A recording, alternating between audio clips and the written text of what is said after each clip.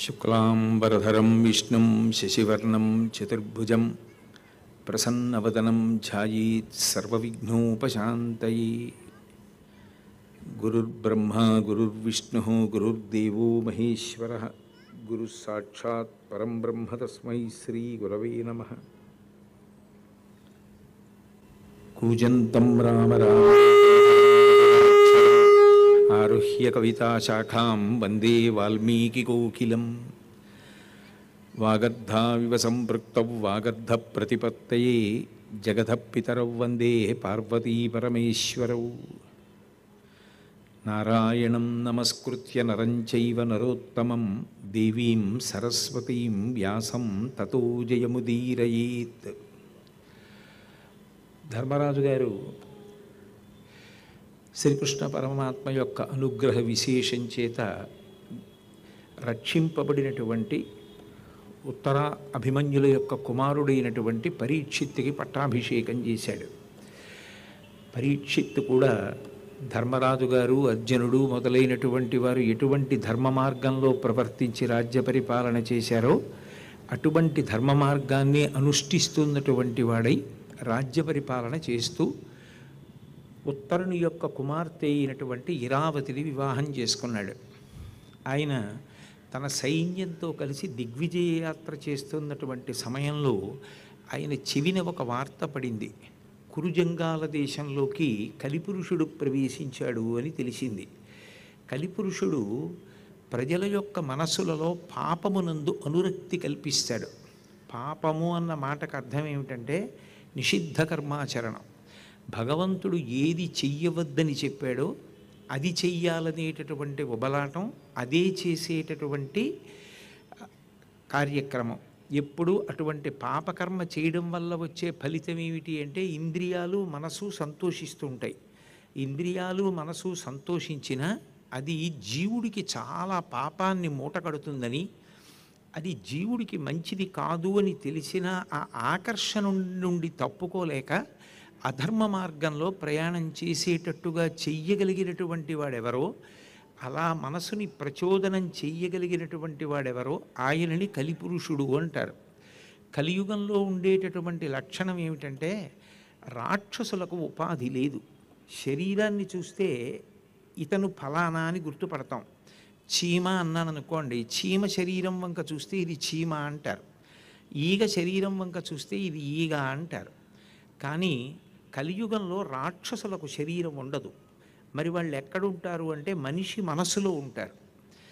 మనిషి మనసుని స్వచ్ఛంగా ఉంచుకోవడం చేత కాలేదనుకోండి, సరి అయిన వస్తువుల్ని మనసుకి ఆలంబనంగా ఇవ్వడం చేత కాలేదనుకోండి, ఆ మనసులోకి కలిపురుషుడు చాలా త్వరగా ప్రవేశిస్తాడు.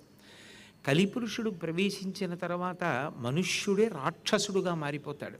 రాక్షసులు ఎటువంటి భయంకరమైనటువంటి కృత్యములు చేస్తారో అవన్నీ మనుష్యులతోటని చేయిస్తాడు కలిపురుషుడు. అందుకే కలిబాధ మాన్ప తిరుమల కలియుగ వైకుంఠమనగ గైసేసిన మీ సలలిత కరుణాహృదయము కలలోనను మరువరాదు కంజదళాక్ష అంటారు.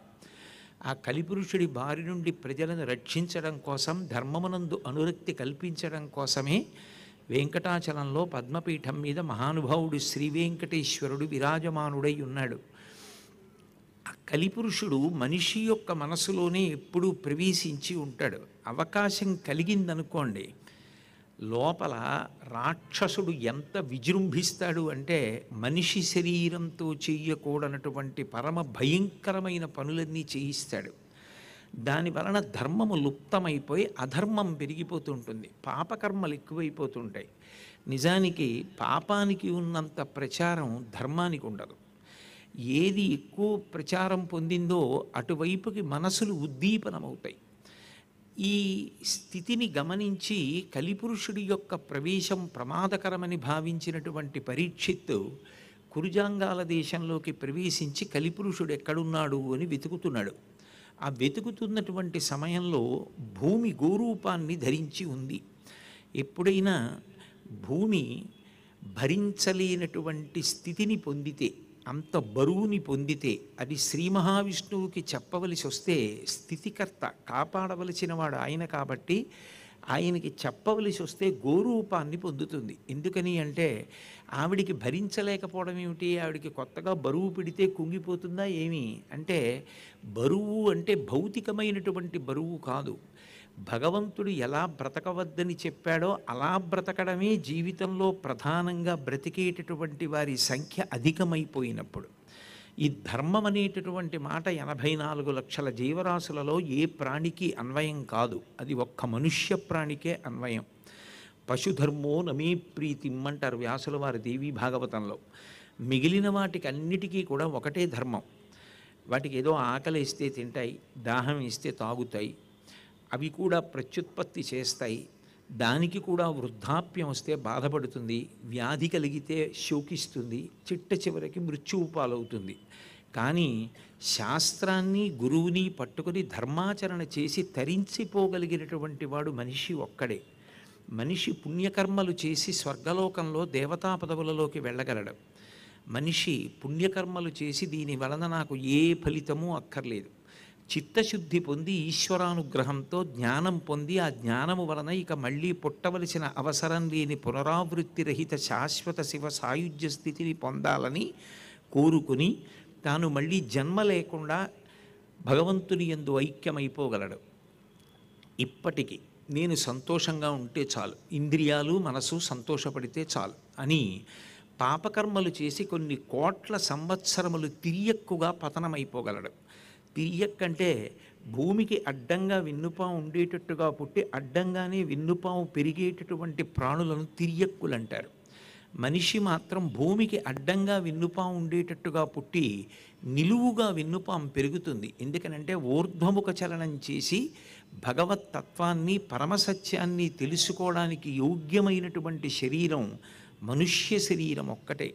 మిగిలిన ఏ శరీరం కూడా శాస్త్రం చదువుకోవడం, గురువుగారి పాదాలు పట్టుకోవడం, ధర్మాన్ని తెలుసుకోవడం, ధర్మానుష్ఠానం చెయ్యడం, పుణ్యకర్మాచరణం చెయ్యడం చెయ్యలేవు. మనిషికొక్కడికే ధర్మం అన్న మాటతో సంబంధం. అటువంటి మనుష్యులే ధర్మం తప్పిపోతే, అటువంటి మనిషే చెయ్యరాని పనులు చేస్తే అది భూమికి బరువు. మీరు ఒక కోణంలో జాగ్రత్తగా పరిశీలిస్తే ఎప్పుడూ ఏనుగు శాకాహారి, ఎప్పుడూ సింహం మాంసాహారి, ఎప్పుడూ అవి అడవులలోనే ఉన్నాయి, ఎప్పుడూ అవి ఒకలాగే జీవించాయి. వాటి జీవన విధానంలో కానీ వాటి ఆహారంలో కానీ అవి ఉండేటటువంటి ప్రదేశాలలో కానీ ఎప్పుడూ మార్పు ఉండదు.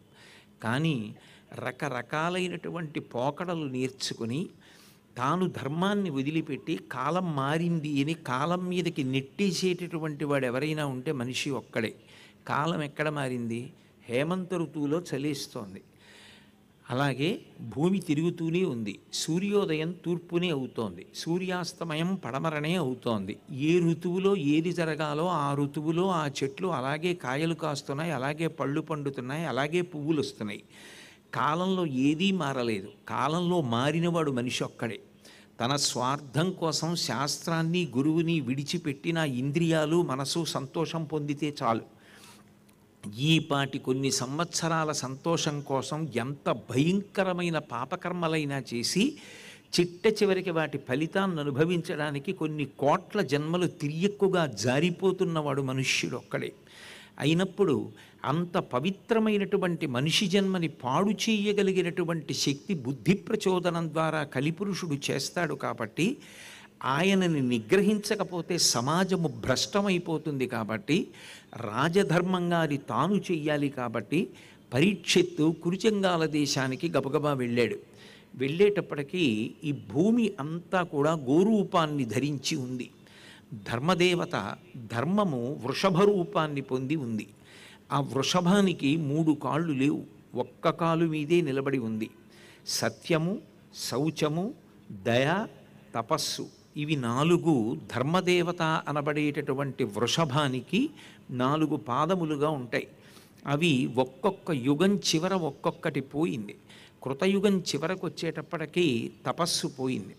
అలాగే త్రేతాయుగం చివరికి వచ్చేటప్పటికీ శౌచము పోయింది. ద్వాపరయుగం చివరికి వచ్చేటప్పటికీ దయ పోయింది. కలియుగం చివరికి వెళ్ళేటప్పటికీ సత్యము కూడా పోతుంది.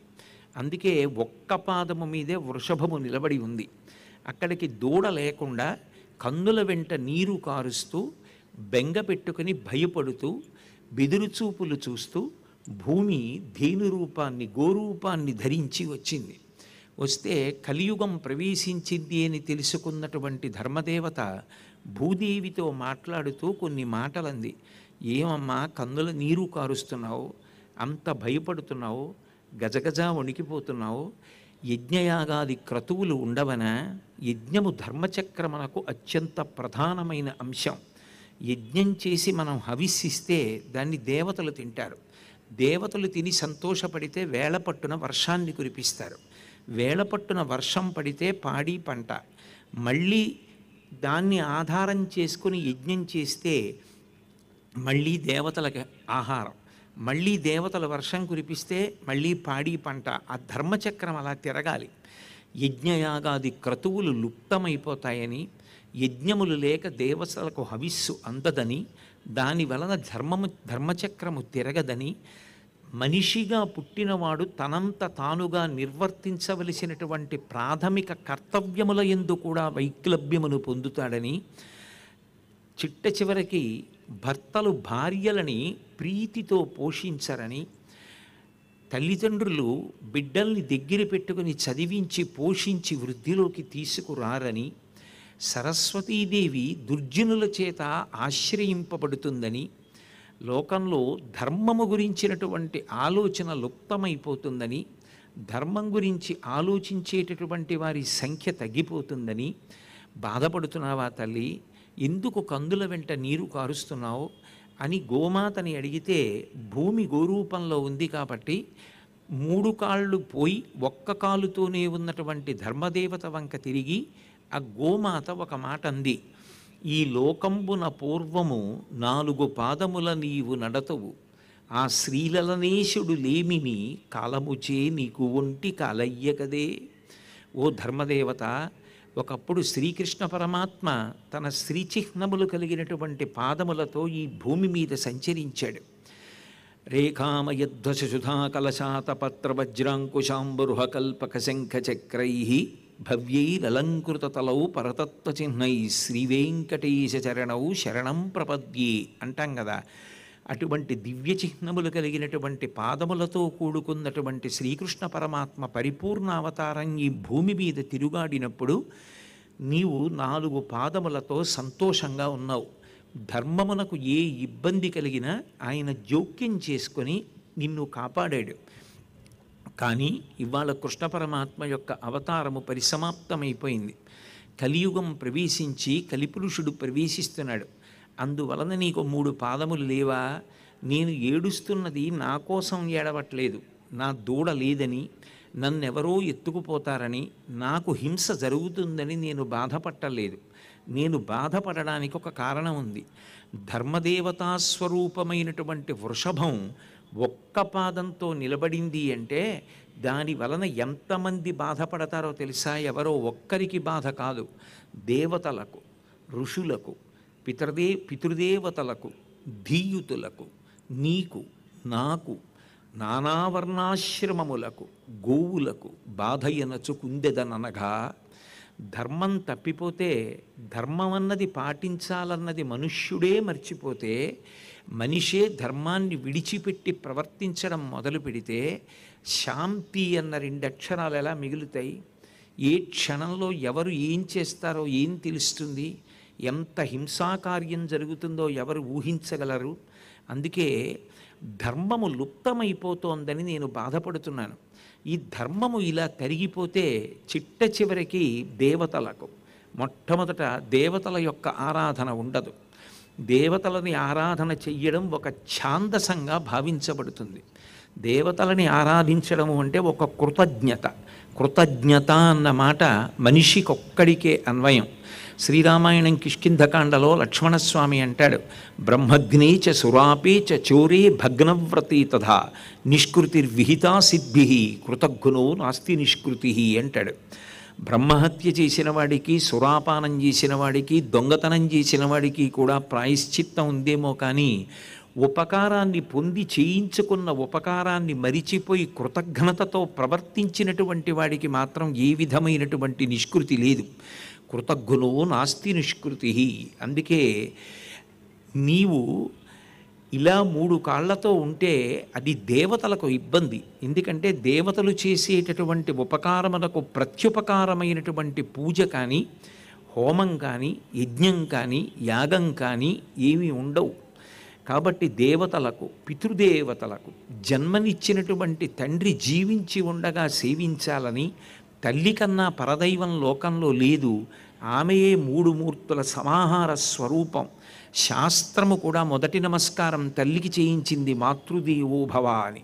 అటువంటి తల్లిని గౌరవించడం, తండ్రిని సేవించడం, తల్లిదండ్రులిద్దరూ ఈ లోకంలో తిరుగాడుతున్నటువంటి పార్వతీ పరమేశ్వరులు. నమ శంకరాయ చ మయస్కరాయ చ నమ శివాయ చ శివతరాయ చ అంటుంది యజుర్వేదం. కైలాసంలో ఉన్నటువంటి శంకరుడే ఈ భూమి మీద ఇంటిలో తండ్రిగా ఉన్నాడు. అటువంటి తల్లిదండ్రుల్ని సేవించాలి, వారి పట్ల భక్తితో ఉండాలి. వాళ్ళు శరీరం విడిచిపెట్టినటువంటి తిథిని జ్ఞాపకం ఉంచుకుని వాళ్ళకి చేయవలసినటువంటి ఉత్తరక్రియలు చెయ్యాలని, ప్రతి సంవత్సరం పాటించవలసినటువంటి నియమాన్ని పాటించి చేయవలసినటువంటి క్రతువుని నిర్వర్తించాలని. బిడ్డలు మరిచిపోతే తనకి జన్మనిచ్చి తన ఉండడానికి కారణమైన తల్లి తండ్రియే గుర్తులేని వాడిని లోకంలో ఎవరు నమ్మగలరు? కాబట్టి పితృదేవతలకు, ధీయుతులకు బుద్ధి కలిగినటువంటి వారు శాస్త్రమును నమ్మి ఉంటారు, దైవమును నమ్మి ఉంటారు. అటువంటి దైవాన్ని, ధర్మాన్ని నమ్మనటువంటి వాళ్ళు, శాస్త్రాన్ని నమ్మనటువంటి వాళ్ళు ఎవరుంటారో అటువంటి వారి వలన ధీయుతులకు కూడా ఇబ్బంది కలుగుతుంది. బుద్ధిమంతులైనటువంటి వారు ఏమి ఈ సమాజం ఇలా భ్రష్టమైపోతోందని బాధపడతారు. ధీయుతులకు, గోవులకు, గోవు సాక్షాత్ పరదేవతా స్వరూపిణి అని శాస్త్రాలు చెప్తున్నాయి. అది నేను చెప్తున్నది కాదు. శంకరాచార్యుల వారి చేత ప్రతిష్ఠింపబడినటువంటి పరమోత్కృష్టమైనటువంటి పీఠములను అధివసించినటువంటి పీఠాధిపతులు కూడా తెల్లవారి లేస్తే గోపూజ చెయ్యకుండా ఏదీ చెయ్యరు. శృంగేరి పీఠాధిపతులు భారతీ తీర్థ మహాస్వామి కానీ, కంచి కామకోటి పీఠాధిపత్యం వహిస్తున్నటువంటి శంకర విజయేంద్ర సరస్వతీ స్వామి వారు కానీ గోపూజ చెయ్యకుండా ఉండరు. ఇప్పటికీ మీరు కంచి వెళ్ళి కామాక్షి పరదేవత దర్శనం సుప్రభాత సమయంలో చెయ్యాలి అంటే ఆ తలుపులు తెరిచినప్పుడు ఆవిడ మొదటి చూపు తట్టుకోగలిగినటువంటిది గోవు ఒక్కటే. ముందు ఒక గోవుని తీసుకెళ్ళి పృష్ఠభాగం కామాక్షి వంక ఉండేటట్టుగా ఉంచి తలుపులు తీస్తారు. తీయగానే ఆవిడ ముందు గోపృష్ఠాన్ని చూస్తుంది. గోవు అంత శక్తివంతం. గోవు గురించి చెప్పనటువంటి పురాణములు లేవు. మహాభారతం అంతా ఉత్తరగోగ్రహణం, అది గోవే. భాగవతంలో పరశురామావతారం రావడానికి ప్రధాన కారణం గోవే.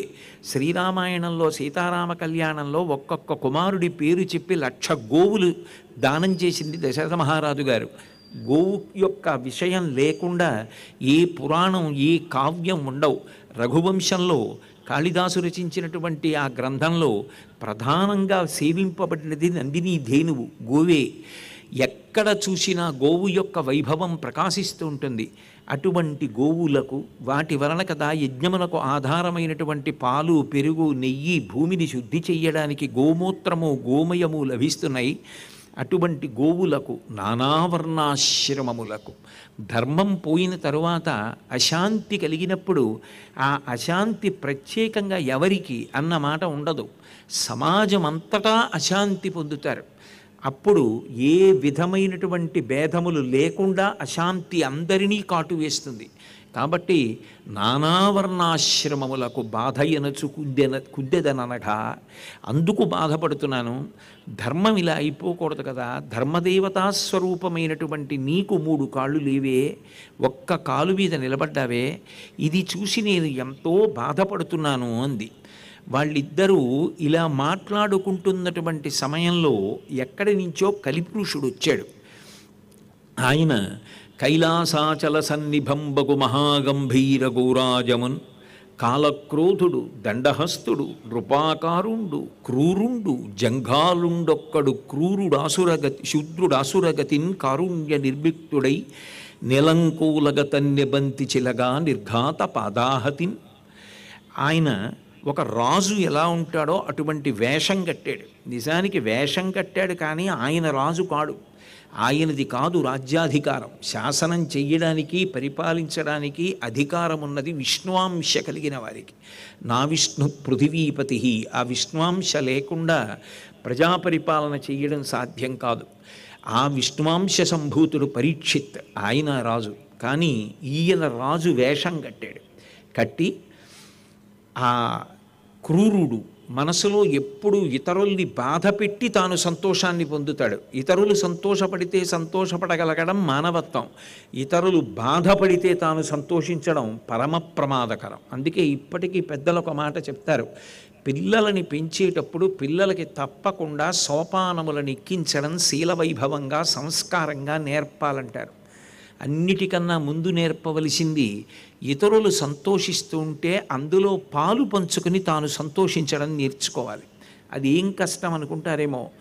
ఒకరికి ఏదైనా కలిసి వచ్చింది అంటే వాడికి ఎలా కలిసి వచ్చింది, వాడు ఎలా బాగుపడ్డాడు అని ఏడవడం దుర్యోధనుడి లక్షణం కాకుండా త్రికరణ శుద్ధిగా నా స్నేహితుడి కూతురికి పెళ్లి కుదిరితే మంచి సంబంధం వస్తే నా కూతురికి మంచి సంబంధం వచ్చినాడు ఎంత సంతోషించానో అంత సంతోషించడం నేర్చుకోవాలి. మొదట అవతల వారి సంతోషంలో పాలు పంచుకోవడం సాధన చేసి అవతల వారి దుఃఖంలో పాలు పంచుకోవడం నేర్చుకోవాలి. పిలిచారా పిలవలేదా కాదు, పిలిచినా పిలవకపోయినా అవతల వారు దుఃఖపడుతున్నప్పుడు ఆ దుఃఖంలో తాను పాలు పంచుకోగలిగినటువంటి వాడు మనిషి ఒక్కడే. అందుకే భాగవతంలో రంతిదేవోపాఖ్యానం అంత గొప్పదైంది. తన దగ్గర ఉన్న మంచినీళ్లు కూడా ఇచ్చేసి ఆకలిగా ఉంది అన్న వ్యక్తితో నేను 40 రోజుల పైచిలుకైంది అన్నం తిని నీళ్లు తాగి అని అనలేదు రంతిదేవుడు. పైగా నీళ్ళు ఇచ్చేసి అన్నాడు, అన్నము లేదు, కొన్ని మధురాంబువులున్నవి త్రావుమన్నా రావన్న ఎల్ల శరీరధారులకు ఆపద కలిగిన వారి ఆపదల్ క్రన్నన మాన్పి వారికి శుభంబులు చేయుట కంటే ఒండు మేలున్నదే నాకు దిక్కు పురుషోత్తముడొక్కడే సొమ్ము పుల్కసా అన్నాడు. శరీరధారులైనటువంటి సమస్త ప్రాణులకి ఉపకారం చెయ్యగలిగినటువంటి వాడు మనిషి ఒక్కడే. అటువంటి మనిషి అయి పుట్టి ఇతరులకు దుఃఖం కలిగితే ఆ దుఃఖంలో భాగం పంచుకోలేకపోతే ఇంకా మనిషి జన్మకి అర్థం ఏమిటి? ఓ పులి ఓ కుందేలుకు కష్టం కలిగితే దాని బాధలో పాలు పంచుకోదు. కానీ మనిషి ఏ ప్రాణికి బాధ కలిగినా తన బాధలా భావించగలిగిన వాడెవరో వాడు భాగ్యవంతుడు, వాడు అదృష్టవంతుడు. అందుకే అలా పాలు పంచుకోలేనప్పుడు దాని వలన కలిగేటటువంటి ప్రయోజనం ఏమిటి? అందుకని అవతల వారి దుఃఖంలో తాను పాలు పంచుకోవడం అనేటటువంటిది నేర్చుకోవాలి. 4వ మెట్టు మీద నిలబడినప్పుడు ఏ కారణం చేత కూడా ఎవరికీ తన వలన దుఃఖం కలగకుండా ఉండడం చేత కావాలి. ఈ 4 సోపానములను ఎక్కగలిగితే మనిషి జన్మకి అంతకన్నా కృతార్థత ఇంకొకటి లేదు. అందుకే నీవు ఇలా 3 కాళ్లతో ఉంటే అన్ని ప్రాణులు ఇబ్బంది పడతాయి, అందరికీ అశాంతి అని భూమాత మాట్లాడుతున్న సమయంలోనే క్రూర స్వభావం కలిగి రాజవేషం కట్టినటువంటి కలిపురుషుడు, బలమైనటువంటి పిక్కలు కలిగినటువంటి వాడు ఆసురగతిన్ రాక్షసుడు ఎలా ప్రవర్తిస్తాడో అలా నేలంకూలగ తన్నె బంతి చెలగా నిర్ఘాత పాదాహతిన్ ఒక్కసారి పైకి ఎగిరి 2 కాళ్లతోటి కూడా ఆ ఎద్దుని తన్నాడు. ఒంటికాలు మీద ఉందేమో ఆ ఎద్దు నేల మీద పడిపోయి కన్నుల నీరు కారుస్తూ మూత్ర విసర్జన చేసింది. ఎగిరి గోవుని తన్నాడు. ఆ గోవు కూడా నేల మీద పడిపోయి ఆక్రోశిస్తోంది. వచ్చినటువంటి పరీక్షిన్ మహారాజు చూశాడు. చూసి గబగబా వెళ్ళి, ఏ కారణం చేత నిష్కారణంగా బాధ పెడుతున్నావు? ధర్మరాజు గారి వంశంలో ప్రభవించినటువంటి నేను గాంధీవాన్ని చేత ధరించి కృష్ణ పరమాత్మ పక్కన ఉండగా ధర్మ సంస్థాపన చేసి దుర్మార్గుల్ని చెండాడినటువంటి అర్జునుడు ధర్మరాజుకి సహాయకుడై ఉండగా పరిపాలన జరిగినటువంటి ధర్మక్షేత్రమైనటువంటి ఈ భారతదేశంలో ఆ వంశాంకురమైన నేను పరిపాలిస్తుండగా సాధు ప్రాణులను బాధ పెట్టి ఇలా ప్రవర్తించడానికి నీకిన్ని గుండెలు, ఎవరు నువ్వు? కాబట్టి వాసవయైన గడ్డిదిని వాహినులందు జలంబు తాగగా నీ పాదములెవ్వడిటి నిర్దళితంబుగ చేసే వాడుతా ఖేచరుడైన వాని మణికీలిత భూషణయుక్త బాహులన్ వేచని తుర్చివైతు వినివీధికి నేగిన నెలదాగినన్ అన్నాడు. ఎవరమ్మా అసలు ఓ ధర్మదేవత, ఓ వృషభస్వరూపమా, నీ 3 కాళ్ళు తెగకోసిన వాడెవరు? ఒంటి కాలుతో నువ్వు ఎందుకున్నావు? వాడు భూమి మీద తిరిగేవాడు కావచ్చు, ఆకాశంలో సంచరించేవాడు కావచ్చు. ఎవడు నీ పాదములను ఇలా తొలగతోశాడో, ఎవరు పాదములు తీసేశాడో వాడెవరో నాకు చెప్పు. అటువంటి వాడి యొక్క మణికీళిత భూషణయుక్త బాహులన్, మణులతో కూడుకున్నటువంటి ఆభరణముల చేత అలంకరింపబడినవైనప్పటికీ కూడా వాడు భూమి మీద తిరిగేవాడైనా ఆకాశం మీద తిరిగేవాడైనా వాడి భుజములను తీసేస్తాను అని తన వరలో ఉన్నటువంటి కత్తి తీసి ఆ కలిపురుషుడి దగ్గరికి ఎడుతున్నాడు. అక్కడే ఎదురుగా ఉన్నటువంటి ఎద్దు ఆవుని చూసి చాలా బాధ పొంది ఒక మాట అన్నాడు. అమ్మా, నేనెందుకు జోక్యం చేసుకున్నాను, నేనెందుకు చంపుతానంటున్నాను అనుకున్నావా? సాధువులకు జంతువులకు బాధలు కలిగించు కలుల భంజింపని రాజాధము శ్రీ ఆయువు స్వర్గము ధనము వీటిపోవు సిద్ధము తల్లి. అమ్మ, రాజ్య పరిపాలన చేసేటటువంటి రాజుకి కొన్ని ధర్మాలు ఉంటాయి. సాధువులకు జంతువులకు బాధలు కలిగించు కలుల భంజింపని రాజాధము. సాధువులైనటువంటి జంతువులు తమంత తాముగా ఎవరి జోలికి వెళ్ళనటువంటివి ఇక్కడ భూమి మీద మనుష్యులకు గొప్పగా కోర్కెలను తీర్చి ఊర్ధ్వలోక ప్రాప్తి కూడా ఇప్పించగలిగినటువంటి పరమ పవిత్రమైనటువంటి సాధుప్రాణులు ఏ ఉంటాయో అవి నోరు విప్పి మమ్మల్ని రక్షించమని అడగలేవు. గుర్రం జాషువా గారు ఒక అద్భుతమైన మాట అంటారు గోవు గురించి. నీ నుంచి పాలలో వెన్నొస్తుందని తెలుసుకున్నాను, కానీ నీ మనసు వెన్నా ఏమి? నీ కంఠం కోసినా బాధపడకుండా అలాగే చూస్తూ నిలబడతావే తల్లి అన్నారు. కాబట్టి ఆ కలిపురుషుణ్ణి ఉద్దేశించి మాట్లాడుతూ ఆ పరీక్షిత్ అంటాడు, అమ్మ మాట్లాడిన తర్వాత గోరూపం ధరించినటువంటి భూమితోటి ధర్మదేవత అయినటువంటి వృషభంతో అంటూ సాధువులైనటువంటి జంతువులని భంజించేటటువంటి కలులు ఎవరుంటారో అటువంటి వాళ్ళని శిక్షించడం అనేటటువంటిది రాజు యొక్క ధర్మం. అవి నోరు విప్పి చెప్పలేవు. మనిషి అయితే న్యాయం కోసం వస్తాడు, అవి నోరు విప్పి చెప్పలేవు. వాటి బాగోగులు చూడవలసిన కర్తవ్యం రాజుదేనమ్మా. అలా చూడలేదనుకో ఆయనకి వచ్చే జన్మలలో ఏమవుతుంది అంటే ఐశ్వర్యము లుప్తమైపోతుంది, ఆయువు తరిగిపోతుంది, స్వర్గలోక ప్రాప్తిని పొందడు, ధనము తొలగిపోతుంది. కాబట్టి ఆయువు స్వర్గము శ్రీ ధనము వీటిపోవు సిద్ధము తల్లి. దుష్టజన నిగ్రహంబును శిష్టజనానుగ్రహంబు చేయగా రాజులకు స్రష్ట విధించెనని పురాణ ద్రష్టలు చెప్పెదరు ఇది సిద్ధము సాధ్వి. అమ్మా, రాజుగా ఉన్నవాడికి ఒక్కడికే ఒక ధర్మం ఉంటుంది. ఏమి అంటే సాధు పురుషులు ఉంటారు, భగవంతుణ్ణి నమ్ముకుని ధర్మాన్ని నమ్ముకుని ఎవరి జోలికి వెళ్లకుండా జీవించేటటువంటి వారు ఉంటారు. అటువంటి వారి మీద నిష్కారణంగా అక్కసు పెంచుకొని అటువంటి వారి మీద క్రౌర్యంతో వారిని బాధ పెట్టాలని ప్రయత్నించేటటువంటి దుర్మార్గులు ఎవరుంటారో వారిని ఎదుర్కొని కయ్యానికి కాలు దువ్వరు సాధుపురుషులు. కానీ అటువంటి వారిని రక్షించడం కోసం దుర్మార్గులైన వారు ఎవరుంటారో వాళ్ళని వెతికి పట్టుకుని చారుల వలన తెలుసుకొని వాళ్ళని భంజించి సాధుపురుషుల్ని రాజు కాపాడాలి. అది నా కర్తవ్యం అమ్మా. అలాగని స్రష్ట విధించనని భగవంతుడే రాజుకి కర్తవ్యంగా పెట్టాడని పురాణ ద్రష్టలు చెప్పెదరు. ఇది నిక్కము సాధ్వి, ఇది నిజమమ్మా. అందుకని నీకు అపకారం చేస్తున్నటువంటి ఈ కలిపురుషుణ్ణి నేను నిగ్రహిస్తాను అని కత్తి తీసి కలిపురుషుడి యొక్క శిరస్సును ఉత్తరించడానికి సిద్ధపడుతుంటే ఆయన వచ్చి పరీక్షిన్ మహారాజు గారి యొక్క 2 పాదములు పట్టుకుని తలపెట్టి బాధపడుతూ గజగజ వణికిపోతూ రక్షించమని ప్రార్థించాడు. నేను చంద్రవంశంలో పుట్టినటువంటి వాణ్ణి, ధర్మరాజు గారి యొక్క వారసుణ్ణి, అర్జునుడి యొక్క పౌత్రుణ్ణి. నేను నీలా నీచంగా ప్రవర్తించను. ఎవరు ఓడిపోయానంటాడో, ఎవడు గజగజ వణికిపోతాడో అటువంటి వాడి యొక్క ప్రాణములు తీసేటటువంటి వాడిని కాను. నీ ప్రాణములు తీయను, కానీ నా దేశంలో ఉండేటటువంటి ప్రజలు పాపమునందు అనురక్తులు కావడాన్ని నేను అంగీకరించను. శాంతికి మార్గము ధర్మమే. ఆ ధర్మము నీ వలన లుప్తమైపోతుంది, కాబట్టి నువ్వు ఉండడానికి వీల్లేదు, నువ్వు రాజ్యాన్ని విడిచిపెట్టి వెళ్ళిపోమన్నారు. అంటే ఇది కలియుగం. నేను ఈ యుగంలో ఉండాలి, మీరు నన్ను ఉండొద్దు వెళ్ళిపోమ్మంటే నేను ఎక్కడికి వెళ్ళిపోవాలి?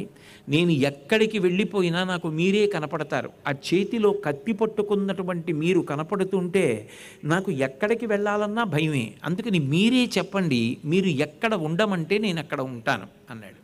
అంటే నేను కొన్ని స్థానములు ఇస్తాను, ఆ స్థానముల యందు ఉండమన్నారు. బహుశः నేను అనుకోవడం, ఆ కాలమునందు అలా ఉండేటటువంటి వారి సంఖ్య కానీ ఆ అనురక్తి ఉన్నవారు కానీ బహుశः ఎవరు ఉండి ఉండకపోవచ్చు. అందుకని కలిపురుషుడు ఉండే అవకాశం ఉండదనుకున్నాడో ఏమో పరీక్షిత్. అటువంటి 4 స్థానములను ఇచ్చాడు. మొట్టమొదటిది జూదము. జూదం ఎక్కడ ఆడతారో అక్కడ ఉండు. 2 మద్యపానము. మద్యపానం ఎక్కడ చేస్తారో అక్కడ ఉండు. 3 స్వేచ్ఛావిహరణులైనటువంటి కామినులు, అటువంటి వారు ఎక్కడ ఉంటారో అక్కడ ఉండు. 4 వేట. నిష్కారణంగా క్రౌర్యంతో ప్రాణి హింస చేసి సంతోషించేటటువంటి లక్షణం ఉన్నవారు ఎక్కడుంటారో అక్కడ ఉండు. ఈ 4 స్థానములు నీకు ఇస్తున్నానన్నాడు. అంటే కలిపురుషుడు అన్నారు, మీరు 4 అడిగారు, ఇంకొక 4 ఇచ్చారు, ఇంకొకటి ఇవ్వండి అన్నాడు. సువర్ణం ఇస్తున్నాను, బంగారమునందు ఉండు అన్నాడు. ఈ 5 స్థానములు కలిపురుషుని యొక్క స్థానములుగా నేను నిర్ణయించి చెప్పట్లేదు. భాగవతంలో మహానుభావుడు వ్యాసుడు చెప్పినటువంటి విషయాలు. 5 స్థానములు పరీక్షిత్తిస్తే అనుకోకుండా తమంత తానుగా ఇంకొక 5 స్థానములు కలిపురుషుడికి వచ్చాయి. ఎందుకని అంటే జూదము ఎక్కడుంటుందో అక్కడ అసత్యం ఉంటుంది. కాబట్టి అసత్యమున్న చోటు కూడా కలిపురుష స్థానం అయిపోయింది. సత్యమేవేశ్వరోలోకి సత్యం పద్మాశ్రితా సదా సత్యమూలాని సర్వాణి సత్యాన్నాస్తి పరమం పదం అంటాడు రాముడు అయోధ్యకాండలో. సత్యమును ఆశ్రయించి సమస్త దేవతలు ఉంటారు, సత్యమును ఆశ్రయించి లక్ష్మీదేవి అనుగ్రహం ఉంటుంది. అందుకే ఎక్కడ జూదం ఉంటుందో అక్కడ అసత్యం ఉంటుంది. ఇవి 2 పరస్పరము ఆశ్రయించి ఉంటాయి. కాబట్టి ఇంకొక స్థానం వచ్చింది, జూదము వలన అసత్యం వచ్చింది. ఎక్కడ మద్యపానం ఉంటుందో అక్కడ మదం ఉంటుంది. 2 పరస్పరం ఒకదాన్ని ఒకటి ఆశ్రయించి ఉంటాయి. కాబట్టి మదము ఒక స్థానమైంది. అలాగే హింస. హింస ఎక్కడ ఉంటుందో అక్కడ ప్రాణిహింస యందు ఒక రకమైనటువంటి ఉత్సుకత, అంటే తమకం ఏర్పడుతుంది. ఇంకా ఇంకా ఇంకా ఇంకా హింస చెయ్యాలనేటటువంటి తమకం ఏర్పడుతుంది దాన్ని ముందే. అందులో ఉన్నటువంటి ప్రమాదం, నిన్ను ఒక్కసారి అవతల వారి వైపు ఊహించుకో, నిన్నలా హింస చేస్తే అన్నది అలవాటు కాకపోతే హింస యందు తమకం ఏర్పడుతుంది. స్వేచ్ఛా విహరుడులైనటువంటి కామినులు ఉన్న చోట విశృంఖలమైనటువంటి కామము ప్రబలుతుంది. అందుకే 5 స్థానములను పరీక్షిస్తే వేరొక 5 స్థానములు తమంత తానుగా ఏర్పడ్డాయి. అప్పుడు 10 స్థానముల యందు కలిపురుషుడు ప్రవేశించాడు. పరీక్షిత్ వెంటనే ఆ ధర్మదేవతకి మిగిలినటువంటి 3 పాదములను, అంటే తన యొక్క తపోశక్తి చేత తన ధర్మనిష్ట చేత మళ్ళీ అమర్చాడు. ఇప్పుడు 4 పాదములతో ధర్మదేవత అలరారుతోంది. గోవు సంతోషించింది. పరీక్షిత్ హస్తినాపురానికి వెళ్ళిపోయాడు. బంగారం కూడా ఒక స్థానమైంది కదా. మరి రాజులు భూషణాలు పెట్టుకుంటారు, రాజులు కిరీటాలు పెట్టుకుంటారు. అందులో బహుశः ఎక్కడో సంస్కరింపబడని, అంటే భగవంతుడికి అర్పింపబడి ప్రసాదముగా స్వీకరింపబడినది ఏదో వచ్చింది ఒకప్పుడు పరీక్షిత్తుకి. అది ధరించాడు. అది ధరించగానే ఆయన బుద్ధిలో మార్పు వచ్చింది. వేటాడాలి అని బుద్ధి పుట్టింది. వేట రాజులు పూర్వం చేసేవారు. ఎందుకు చేసేవారు అంటే పూర్వం క్రూర మృగాల సంఖ్య ఎక్కువైపోయి అవి వచ్చి జనావాసాల మీద పడిపోయి పంటకి నష్టం కల్పించి జనులను తినేస్తుంటే, సాధు జంతువులను తినేస్తుంటే వాటి సంఖ్య తగ్గించడానికి ప్రభువు వేటాడేవాడు. అది ధర్మ సంస్థాపన కోసం చేసేవారు. అది పూర్వం రాజుకొక్కడికే ఆ అధికారం. కాబట్టి రాజు వెడుతుండేవాడు వేటకి. అలాగే పరీక్షిత్తు కూడా బయలుదేరాడు. కానీ తమకము ప్రవేశించింది, కలిపురుషుడు ప్రవేశించాడు. పోతన గారు ఒక అద్భుతమైన మాట అన్నారు ఆంధ్రీకరిస్తూ. ఎంత వేటాడాడంటే పరీక్షిత్ చిట్ట చివరికి చంద్రుడిలో ఉన్నటువంటి కుందేలు తప్ప అడవిలో ఉన్న అన్ని జంతువుల్ని చంపడం మొదలెట్టాడు. ఎందుకలా? అప్పుడు వాటి వృద్ధి ఎలా జరుగుతుంది? అన్నిటిని వేటాడమని లోకంలో ఎక్కడా లేదు, సంఖ్య తగ్గిస్తారంతే. అంతేకాని అన్నిటిని వేటాడతారా అంటే, ఏ తమకము హింసను ఆశ్రయించి ఉంటుందో అది పరీక్షిత్ ఎందే ప్రవేశించింది. అంటే కలిపురుషుడు శాశ్వతత్వాన్ని పొందడానికి అన్నిటా వేళ్ళూంచుకోవడానికి ప్రయత్నం ప్రారంభం చేశాడు. పరీక్షిత్ వెళ్ళిపోతే తప్ప అది సాధ్యం కాదు. అందుకే ఆయన ఇంత తమకంతో వేటాడి తన వారి నుంచి దూరం అయిపోయాడు. దూరం అయిపోయి విశేషమైన దాహం కలిగింది. ఆ దాహంతో ఎక్కడైనా నీళ్లు దొరుకుతాయేమో అని తిరుగుతుండగా శమీక మహర్షి యొక్క ఆశ్రమం కనపడింది. ఆ శమీక మహర్షి ఆశ్రమంలోకి వెళ్ళాడు. తెలియదా పరీక్షిత్తుకి? అన్నీ తెలుసు. మహానుభావుడు పరీక్షిత్ ఏం సామాన్యుడు కాడు, గొప్ప ధర్మతత్పరుడు, అన్నీ తెలిసి ఉన్నవాడు. కానీ కలిపురుషుడు ప్రవేశించాడు, బుద్ధి వక్రీకరించింది. ఎన్ని ఉన్నా అన్నీ పోయేది ఎప్పుడు అంటే మహాత్ముల జోలికి వెళ్ళడం వల్ల పోతాయి. ఇప్పుడు ఆ శమీక మహర్షి దగ్గరికి వెళ్ళి దాహం వేస్తోందని మెల్లగా నోట మాట రాలేక గొంతు ఎండిపోతుంటే అడుగుతున్నాడు. ఆయన సమాధి స్థితిలో ఉన్నాడు. సమాధి స్థితి అనేటటువంటిది ఎంత అద్భుతంగా ఉంటుందో నిజంగా పోతన గారు తెలుగులో ఇచ్చినటువంటి పద్యం అజరామరం, పరమాద్భుతమైనటువంటి స్థాయిలో వర్ణించారు ఆయన. అది ఆ శమీక మహర్షి ఎంత గొప్ప స్థితిలో కూర్చునున్నాడు అంటే, ఆయన ఆ సమాధి స్థితిలో ఉన్నప్పుడు ఆయనకి ఆ మనసు పంచేంద్రియములు వీటిని వెనక్కి తీసేశాడు. అంటే కన్ను చూడడం ధర్మం, చెవి వినడం ధర్మం. పక్కన ఎవరో ఏదో పిలిచారనుకోండి, చెవి వింటుంది, చెవి వినదని కాదు. కానీ చెవికి మనసుకి సంబంధం తెగిపోతుంది కాబట్టి చెవి విన్నదాన్ని మనసు పుచ్చుకోదు. ముక్కు వాసన చెప్తుంది, కానీ అక్కడ సువాసన వచ్చినా దుర్వాసన వచ్చినా మనసుకి ముక్కు ఇంద్రియానికి సంబంధం తెగిపోతుంది కాబట్టి మనసు పుచ్చుకోదు. అంటే అసలు బాహ్యంలో జరుగుతున్నటువంటి ఏ విషయం గురించి కూడా ఆ లోపల మనసు గ్రహించకుండా ఉంటుంది. ఆ మనసు ఆత్మయందు లయమైపోతుంది. ఆత్మ యొక్క కాంతి చేత మనసు పనిచేస్తూ ఉంటుంది. దక్షిణామూర్తి స్తోత్రంలో శంకర భగవత్పాదులు చెప్పినట్టు దేహం ప్రాణమిపీంద్రియాణ్యపి చలాం బుద్ధించ శూన్యం విదుః స్త్రీబాలాంధజడోపమాస్త్వహమితి భ్రాంతా భృశం వాదిన మాయాశక్తి విలాసకల్పిత మహావ్యామోహ సంహారిణే తస్మై శ్రీగురుమూర్తయే నమ ఇదం శ్రీదక్షిణామూర్తయే నానాఛిద్రఘటోదరస్థిత మహాదీప ప్రభాభాస్వరం జ్ఞానం యస్యతు చక్షురాదికరణద్వారా బహిస్పందతే జానామీతి తమేవ భాంతమనుభాత్యేతత్సమస్తం జగత్ తస్మై శ్రీగురుమూర్తయే నమ ఇదం శ్రీదక్షిణామూర్తయే అంటారు. ఆత్మ యొక్క కాంతి మనసు మీద పడి, మనసు యొక్క కాంతి ఇంద్రియముల మీద పడి, ఇంద్రియములు గ్రహిస్తుంటాయి విషయాల్ని. ఆ ఆత్మ యందు మనసు వెళ్ళిపోతే ఇప్పుడు ఆయనకి బాహ్యంతో ఏ విధమైనటువంటి సంబంధం లేదు. కాబట్టి జాగరణాది అవస్థాత్రయము దాటి పరమమయ్యుండెడి పదము తెలిసి బ్రహ్మ భూతత్వ స్థాపితుండగుచు అలరు రురుచర్మమును దాల్చి అలరుచున్న ఆయన ఆ మృగచర్మాన్ని కట్టుకొని సమాధి స్థితిలో తనలో తానే లయమైపోయి ఉన్నాడు. ఆయనకి బాహ్యంతో ఏమీ సంబంధం లేదు. అటువంటి ఋషి దగ్గరికి వెళ్ళి ఆ ఎండి తడివేని గొంతుక ఎలుగుడింద మందభాషల ఇట్లను మనుజ విభుడు. ఆ గొంతు ఎండిపోయి దాహం ఇస్తుంటే దాహం దాహం దాహం నీళ్ళిమ్మని అడిగాడు. వినడానికి ఆయన సమాధి స్థితిలో ఉన్నాడు, ఆయనకేం వినపడదు, ఆయన పరబ్రహ్మముతో రమిస్తున్నాడు.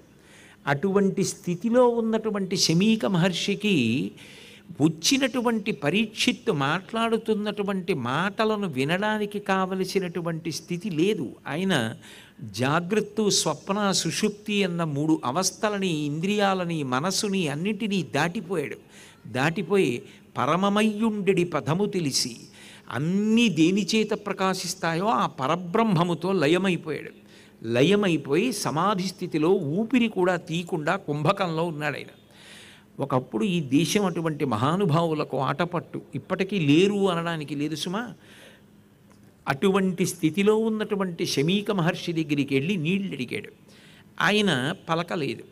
నేను భూమిని ఏలేటటువంటి రాజుని, నేను వచ్చి నీళ్ళు అడిగితే ఈ ఋషి ప్రత్యుత్తరం ఇవ్వలేదు. పైగా కన్నులు మూసుకుని ధ్యానంలో ఉన్నట్లుగా నటిస్తున్నాడు. ఇంత అవమానం చేస్తాడా, ఇంత పరాకుగా ప్రవర్తిస్తాడా అని కోపం వచ్చింది. కోపం వచ్చి అక్కడే పెద్ద మృత సర్పం ఒకటి కనపడింది, చచ్చిపోయిన పాము. దాన్ని ధనస్సు యొక్క చివరి భాగంతో ఎత్తి ఆ ఋషి యొక్క భుజం మీద వేశాడు. అంటే ఆయన ఉద్దేశ్యం ఏమిటంటే, పావుని వేసినప్పుడు అది బ్రతికున్నా చచ్చిపోయినా పాము అనేటప్పటికీ ఏ చివరి ప్రాణంతో ఉందో అన్న భయంతో కదులుతారు. ఋషి నటిస్తున్నాడు తప్ప నిజంగా ఋషి సమాధి స్థితిలో లేడు అని ఋషిని అవమానించాలనుకున్నాడు. అనుకుని ఆ పావుని ఎత్తి ఆయన భుజం మీద వేశాడు. వేసినా ఋషి కదలలేదు. అయినా పరీక్షిత్తుకి ఎందుకో ఆలోచన రాలేదు. ఆయన తిరిగి వెళ్ళిపోయాడు. వెళ్ళిపోయి హస్తినాపురానికి వెళ్ళిపోయాడు.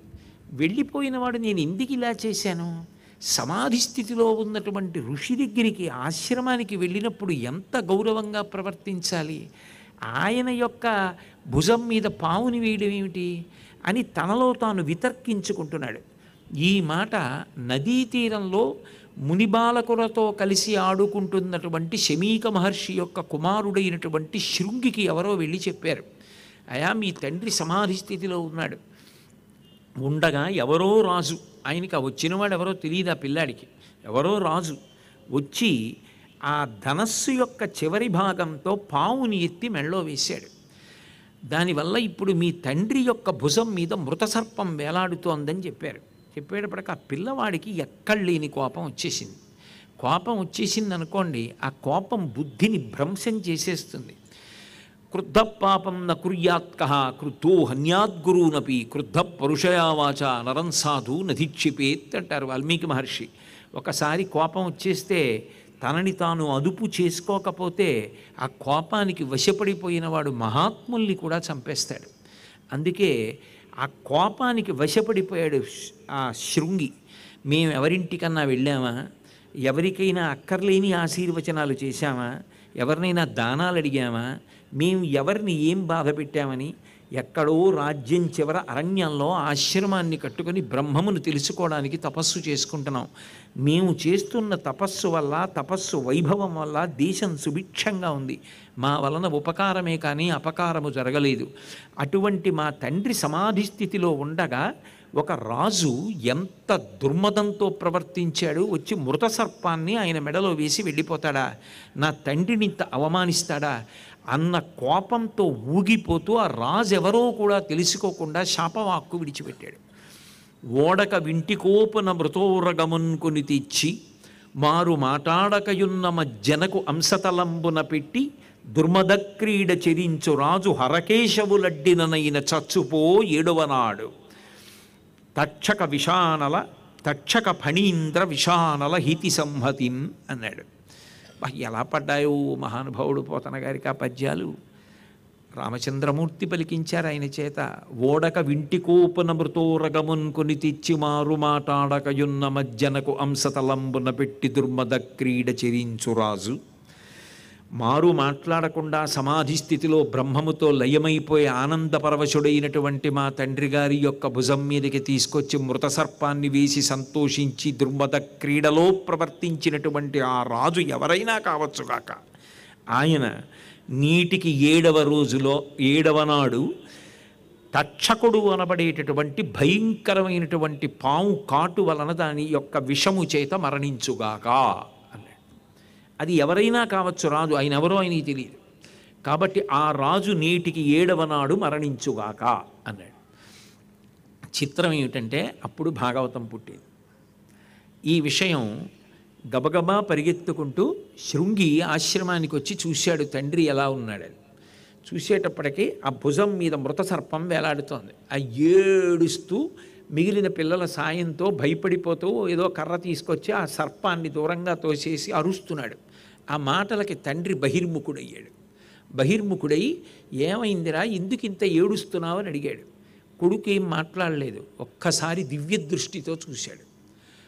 ఇలా కొడుకు శాపం ఇచ్చాడు, అది పరీక్షిత్తుకు తగిలింది అని తెలుసుకున్నాడు. తెలుసుకుని కొడుకు వంక తిరిగి సంతోషంతో మాట్లాడలేదు. నువ్వు నా మెడ మీద మృతసర్పం వేస్తే ఆ రాజుని శపించావు, మంచి పని చేశావు అని తండ్రి అనలేదు. ఆయన అన్నాడు, పాపంబు నీ చేత ప్రాపించే మనకింక రాజు నశించిన రాజ్యమందు బలవంతులగువారు బలహీనులగువారి పశు దార హయ సువర్ణాదులనపహరింతురు, జార చౌరాదులు సంచరింతురు, ప్రజలకు అన్యోన్య కలహంబులతిశయిల్లు, వైదికంబయ్యున్న వర్ణాశ్రమాచార ధర్మమించుకలేక తప్పిపోవు, అంత మీద ప్రజలు అర్ధకామంబులంతగిలి సంచరింప, ధరణికి ఆశ్రయించియున్న ధర్మంబు తొలగిపోవు, మర్కట సారమీయ కులము మెరపుత్ర అన్నాడు. ఎంత పనిచేశావురా. ఆయన దాహంతో ఉన్నాడు, నిజమే. ఆయన నేను మాట్లాడలేదనుకున్నాడు. ఆయన చేసినది ఒక చిన్న తప్పు. పరీక్షిత్ సామాన్యుడు కాదు, మహానుభావుడు, ధర్మమూర్తి. తెలిసో తెలియకో ఒక చిన్న తప్పు చేశాడు. అంత చిన్న తప్పుకి అంత పెద్ద శాపం విడిచిపెడతావా? ఆ మాట అనేశావే. పరీక్షిత్తు మరణిస్తాడు 7వ రోజున. పరీక్షిత్తు మరణిస్తే ఈ రాజ్యం ఏమైపోతుంది? అంతటి సమర్థుడైనటువంటి రాజు లేకపోతే వెంటనే బలవంతులైనటువంటి వారు బలహీనంగా ఉన్నటువంటి వాడి యొక్క పశువుల్ని, గుర్రాల్ని, బంగారాన్ని, వాళ్ళని అందరినీ ఎత్తుకుపోతారు. ప్రజలకి భయభక్తులుండవు. ఒకళ్ళతో ఒకళ్ళు దెబ్బలాడుకుని రకరకాల కారణాలతో అర్థం పర్థం లేని కలహాలన్నీ పెరుగుతాయి. ఎందుకని అంటే రాజభయం లేదు. రాజభయం ఎక్కడుంటుందో అక్కడ ప్రశాంతత ఉంటుంది. కాబట్టి పరీక్షిత్ వంటి రాజు లేడు కనుక ప్రజలకు అన్యోన్య కలహంబులతిశయిల్లు, గుండెలు ప్రజలకి కనపడేటట్టుగా బోరలు విరుచుకొని జార చోరాదులు సంచరింతులు, జారులు చోరులు సమాజంలో తిరుగుతారు. వాళ్ళంత ధైర్యంగా తిరిగితే ప్రజలు ఏమైపోతారా? జార చోరాదులు సంచరింతురు, వైదికంబయ్యున్న వర్ణాశ్రమాచార ధర్మమించుకలేక తప్పిపోవు. ధర్మమంతా లుప్తమైపోతుంది. ఆ ధర్మమే పోయిన నాడు ప్రజలు చతుర్విధ పురుషార్థములుగా స్వీకరించరు. ధర్మ అర్థ కామ మోక్షములని 4 ఉండవు. నిజానికి అర్థము ధర్మముతో ముడిపడాలి, కామము ధర్మముతో ముడిపడాలి. ధర్మబద్ధమైన అర్థము, ధర్మబద్ధమైన కామము, అదే మోక్షమునకు కారణము. కానీ ధర్మాన్ని వదిలేస్తారు. వదిలేసి అర్థము కామము, డబ్బు కోరికలు ఇంతే. ఇలా అయిపోతుంది. అయిపోయినప్పుడు సమాజమంతా భ్రష్టమైపోతుంది. నువ్వు ఒక్కడివి కోపగించి ఒక రాజు చేసిన ఒక్క చిన్న తప్పు మనసులో పెట్టుకోకుండా, ఎవరో ఏమిటో తెలుసుకోకుండా శక్తి ఉంది కదా అని శపించేశావు. ఇప్పుడు నువ్విచ్చిన శాపం వల్ల సమాజమంతా భ్రష్టమైపోతోంది, దేశమంతా పాడైపోతోంది. నువ్వు ఖచ్చితంగా తప్పు చేశావు, నువ్వు చేసింది సమర్థనీయం కాదన్నాడు. అలా ఉండేది పూర్వం బిడ్డతో మాట్లాడినా అలా మాట్లాడేవారు. అందుకే మీరు మహాభారతం చదివితే ఆశ్చర్యకరమైన విషయం కనిపిస్తుంది. మహాభారతం కుక్కతో మొదలై కుక్కతో పూర్తవుతుంది. రామాయణం యజ్ఞంతో మొదలై యజ్ఞంతో పూర్తవుతుంది. అదో విచిత్రం. ఒక కుక్క పిల్ల, అది దేవశుని, దేవతల కుక్క. ఆ కుక్క పిల్ల వెళ్ళి తల్లికి చెప్పింది, అమ్మా నేను జనమేజయుడి యొక్క అంతఃపురం దగ్గరికి వెళ్ళానమ్మా, నన్ను కొట్టారంది.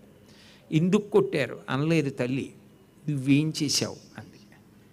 అసలు ఆ ప్రశ్న వెయ్యడంలో గొప్పతనం చూడండి. అలా పిల్లల్ని పెంచేవారు, అలా సమాజం గురించి ఆలోచించేవారు. మనం కాదు, అందరూ బాగుండాలి. ఆ దృష్టికోణం నిలబడి ఉండేది. అది తండ్రి గొప్పతనం. కొడుకుని నిలదీసి శమీక మహర్షి అన్నాడు, నీకొక విషయం చెప్పనా? నా భుజం మీద మృతసర్పం వేశాడని నువ్వు రాజుని శపించావు. ఈ పాటికి రాజుకి వార్త వెళ్ళిపోతుంది. కానీ రాజు కూడా సమర్థుడే, ఆయనే సామాన్యుడు కాడు. ఆయనకి తపశ్శక్తి ఉంది. ఆయన గొప్ప పుణ్యకార్యాచరణములు చేసినవాడు. ఇప్పుడు ఆయన కూడా నిన్ను తిరిగి శపించగలడు. నువ్వు ఇంత పెద్ద శాపం నాకు ఇస్తావా? నీ చేసిన తప్పుకు అంత పెద్ద శాపం అవసరమా అని నిన్ను శపించగలడు. కానీ నీకు ఆయనకి తేడా ఏమిటో తెలుసా? ఆయన శపించాడు, నీ శాపాన్ని అంగీకరిస్తాడు. అంటే ఎన్ని జన్మలెత్తితే నువ్వు ఆ రాజు స్థాయి పొందగలవు? దేనికి నీ తపస్సు, దేనికి నీ చదువు కాల్సనా? సంయమనం లేనిదానికి ఎందుకు పనికొస్తుందా చదువు? దేనికన్నా ఓర్పు గొప్పది. ఓర్పు కన్నా గొప్పది లోకంలో లేదు. క్షమాదానం, క్షమాయజ్ఞం, క్షమా సత్యం హి పుత్రికా, క్షమా ధర్మం, క్షమా యశ, క్షమయావిష్టితం జగత్ అంటాడు కుశనాభుడు రామాయణంలో కూతుళ్లతో మాట్లాడుతూ. ఓర్పు కన్నా గొప్పది లోకంలో ఏదీ లేదు. ప్రతి చిన్నదానికి ఓర్పు వదిలిపెట్టి ప్రవర్తించడం మంచి పద్ధతి కాదు. మహానుభావుడు, నవయుగ వైతాళికుడు, ఆఖరి ఊపిరి వరకు పిల్లల్ని ఉద్దేశించి సమాజం శాంతియుతంగా ఉండాలి, అభ్యున్నతి పదంలో ఉండాలని ఆకాంక్షించినటువంటి అబ్దుల్ కలాం గారు చివరిలో కూడా పిల్లలకి చెప్పింది ఒకటే: మీరైనా మీ తరంలో సంయమనం నేర్చుకోండి. ప్రతి దానికి తిరగబడిపోవడం, ఏదో పెద్ద అల్లర్లు జరిగిపోవాలని కోరుకోవడం మంచిది కాదు. సంయమనం నేర్చుకోండి, సంయమనం నేర్చుకోండి అని పిల్లలకి చెప్తూనే ఉండేవారు. అంటే ఆ సంయమనం లేకపోవడం ఎంత ప్రమాదాన్ని తీసుకొచ్చిందో చూడండి. నిజంగా ఆ సంయమనం ఎవరిది? పరీక్షిన్ మహారాజుది. ఎందుకని? నిజంగా పరీక్షిన్ మహారాజు తలుచుకుంటే కలిపురుషుణ్ణి ఆ రోజునే చంపేశాను. కానీ చంపకుండా ఎందుకు విడిచిపెట్టాడు? దానికి ఒక కారణం ఉంది. పరీక్షిన్ మహారాజే చెప్పాడు, నేను ఎందుకు వదిలిపెట్టేశానంటే కలిపురుషుణ్ణి, కలియుగమునందు ఒక గొప్ప ఉపయోగం ఉంది. చేసిన గాని పాపములు చెందవు, చేయ తలంచినంతటన్ చేసదనన్న మాత్రమున చెందు కదా కలిలోన పుణ్యముల్, మోసము లేదటంచు నృపముఖ్యుడు కాచ కలిన్, మరందముల్లాసముద్రోడ గ్రోలి వీరులం తెగచూడని తేటికైవడిన్ అన్నారు పోతన గారు. తుమ్మెద పువ్వు మీద వాలి తన తొండాన్ని గుచ్చి తేనె తాగుతుంది. తేనె తాగుతుంది తప్ప పువ్వుని పాడు చేయడం కానీ, పువ్వుకున్న ఒక్క రేకు ఊడిపోకుండా 6 కాళ్లతో కూర్చుంటుంది. షట్పదం అంటారు. 6 కాళ్లతో కూర్చుని సూదిగా ఉన్న తన తొండాన్ని దింపి తేనె తాగి ఎగిరిపోతుంది తప్ప పువ్వుని పాడు చేయదు. కలిపురుషుని యందు ఒక మంచి లక్షణం ఉంది. కలియుగంలో ఏమిటి అంటే, చేస్తేనే పాపానికి ఫలితం. త్రికరణ శుద్ధిగా నేను ఆర్తి పొందాననుకోండి ఒక మంచి పని చెయ్యాలని, గంగానదిలో స్నానం చెయ్యాలి అని నేను పరితపించాననుకోండి, నేను గంగానది స్నానం చెయ్యకపోయినా నేను స్నానం చెయ్యాలని పరితపించాను కాబట్టి నేను చేశాను అని ఫలితం ఇస్తారు. చేసిన కాని పాపములు చెందవు, చేయతలంచినంతటన్ చేసదనన్న మాత్రమున చెందు కదా కలిలోన పుణ్యముల్. కలియుగంలో ఉండే లక్షణం ఏమిటంటే, ఏదైనా ఒక మంచి పని, 10 మందికి పనికొచ్చే పని, స్వార్థం లేకుండా నేను అలా చెయ్యగలిగితే, నేను ఒక కళ్యాణ మంటపం కట్టి పేదవాళ్ళు ఎవరైనా ఉంటే ఆ పిల్ల పెళ్ళికి కారు పంపించి ఆ కారులో పెళ్లి కూతుర్ని తీసుకొచ్చి వాళ్ళు పెళ్లి చేసుకున్న తర్వాత మళ్ళీ పెళ్లి కూతుర్ని ఆ కారులో ఇంటికి దింపగలిగేంత శక్తి నాకు భగవంతుడు ఇచ్చుంటే, నేను అలా ఒక్క కళ్యాణ మంటపాన్ని కట్టుంటే, ఎన్నో జంటలు అక్కడ గృహస్థాశ్రమంలో ప్రవేశించి ఉంటే నా జన్మ ధన్యం అయ్యేది. నాకు డబ్బు లేదు అని నేను బాధపడవలసి వస్తే అలా ఒక్క కళ్యాణ మంటపాన్ని కట్టలేకపోయాని అని బాధపడుతున్నాను అని అనుకున్నాడు అనుకోండి ఎవరైనా, ఆయన కళ్యాణ మంటపం కట్టి అలా పెళ్ళిళ్ళు చేశాడు అన్న ఫలితాన్ని ఇచ్చేస్తాడు. అయితే కృతకంగా ఏదో అన్నాం కదా అని చెప్పేసి ఉత్తినే అలా అనుకుంటూ ఉంటే వస్తాయని కాదు. త్రికరణ శుద్ధిగా అనుకుంటే, తాదాత్మ్యతతో ఆ భావన పొందితే, చేసేదనన్న మాత్రమున చెందు కదా కలిలోన పుణ్యముల్, పాపం చేస్తేనే ఫలితాన్ని ఇస్తుంది. అందుకే కలిపురుషుణ్ణి చంపేస్తే ఈ సావకాశం ఉండదు. కాబట్టి ఈ మంచి ఉండగా నేను ఎందుకు చంపేయాలి కలిపురుషుణ్ణి? శక్తి లేకపోయినా మనసు మంచిదైతే, అధ్యవసాయంతో కూడుకున్నదైతే, భగవద్భక్తి కలిగినదైతే, 10 మందికి ఉపకారం చెయ్యాలన్నదైతే అటువంటి వాడు తరిస్తాడు కదా. వాణ్ణి వాడు ఉద్ధరించుకుంటే చాలు, వాడి మనసు వాడు సక్రమంగా ఉంచుకుంటే చాలు. నేను ఎందుకు ఆ అవకాశం తీసేయాలి? అందుకే కలిపురుషుణ్ణి చంపలేదు. అది పరీక్షిత్తు యొక్క సంయమనం. మరి అదే ఆ శృంగి ఆ సంయమనాన్ని పాటించలేదు. ఎవరా రాజు అని కూడా అడగలేదు. తండ్రి దాన్ని క్షమించలేదు. నిన్ను పరీక్షిత్తు మాత్రం ప్రతిశాపం ఇవ్వడు. అది పరీక్షిత్తు గొప్పతనం అన్నాడు. నిజంగా పరీక్షిత్తుకి తెలిసింది తెలిస్తే పరీక్షిత్ బాగా ఆలోచించాడు. నిజం కదా, నేనెందుకు చెయ్యాలా తప్పు పని? ఆశ్రమానికి వెళ్ళడం ఏమిటి? సమాధి స్థితిలో ఉన్న ఋషి దగ్గరికి వెళ్ళి నీళ్లు అడిగి ఆయన సమాధి స్థితిలో ఉన్నవాడు పలకలేదని కోపగించి మృత సర్పాన్ని పట్టుకెళ్ళి ఆయన కంఠంలో వెయ్యడం ఏమిటి? ఎంత తప్పు చేశాను! కాబట్టి నా తప్పుకి తగిన శాస్తి ఆ మునికుమారుడు శాపం ఇచ్చాడు. నేను తిరిగి శాపం ఇవ్వగలను, కానీ దాని వలన ఏమిటి ప్రయోజనం? ఎందుకు ఆ శాపం ఇచ్చి నేనేం మూట కట్టుకుంటాను?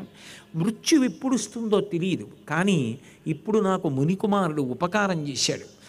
7 రోజులలో మృత్యు వస్తుంది, అంటే నేటికి 7వ నాడు వస్తుంది. అంటే నేను 7 రోజులు బ్రతికుంటానని అర్థమైంది. నాకెంత ఉపకారం చేశాడు! ఇన్నాళ్లే బ్రతుకుతాను అని తెలియడం గొప్ప వరం. ఏనాడు వెళ్ళిపోతాడో తెలియకపోవడం పెద్ద శాపం. ఎందుకని అంటే రేపు చెయ్యొచ్చులే, ఎల్లుండి చెయ్యొచ్చులే, వచ్చే నెల చెయ్యొచ్చులే, ఏడాది చెయ్యొచ్చులే అంటే నిత్యమా జీవితము నీటిపై బుగ్గ, ఎవడికి తెలుసు నీటి మీద బుడగ ఎంతకాలం ఉంటుందో. కానీ ఆయుర్దాయం ఇంతకాలమే ఉంటుంది అని తెలిసి ఉండడం ఎంత అదృష్ట హేతువు. దానివలన ఆ ఉన్న సమయంలో చక్కబెట్టేసుకుని మళ్ళీ తిరిగి రావలసిన అవసరాన్ని పోగొట్టేసుకుంటాను అని ఆయన ఏ సంకోచం లేకుండా, ఏ బెంగ లేకుండా, అంటే ఒక విషయాన్ని మనం ఎలా తీసుకోవచ్చు, ఎలా తరిస్తాం, దృష్టికోణం మనిషి ఎలా ఉండాలి భాగవతం నేర్పుతుంది. నా మృత్యువు తెలిసింది, నాకేం బెంగ లేదన్నాడు అని ఆయన ఉరగాధీశ విషానలంబునకు వీనొప్పింతు శంకింప ఈశ్వర సంకల్పము నేడు మానదు భవిష్యజ్జన్మ జన్మంబులన్ హరి చింతారతియున్ హరిప్రణుతి హరి భాషాకర్ణనాసక్తియున్ హరి పాదాంబుజ సేవయున్ కలుగు మీరర్దిన్ ప్రసాదింపరే అని అడిగాడు. గంగా తీరానికి వెళ్ళిపోయాడు. ఆ గంగా తీరంలో ప్రాయోపవేశం చేశాడు. ప్రాయోపవేశం చేసి ఆ గంగమ్మ వంక తిరిగాడు. ఇప్పటికీ నేను కాశీ వెడితే ఆ కేదార్ ఘాట్లో నిలబడి ఆ గంగా నది వంక చూస్తే నాకు పరీక్షిత్తు చెప్పిన పద్యమే గుర్తొస్తుంది. అప్పుడప్పుడు అంటూ ఉంటుంది మా ఆవిడ, అదేమిటండి గంగాస్తుతి అవి ఏమీ చేయకుండా మీరు ముందు ఈ పద్యం చెప్తారు ఏమిటంటుంది. అంత హత్తుకుంది నన్ను ఆ పద్యం.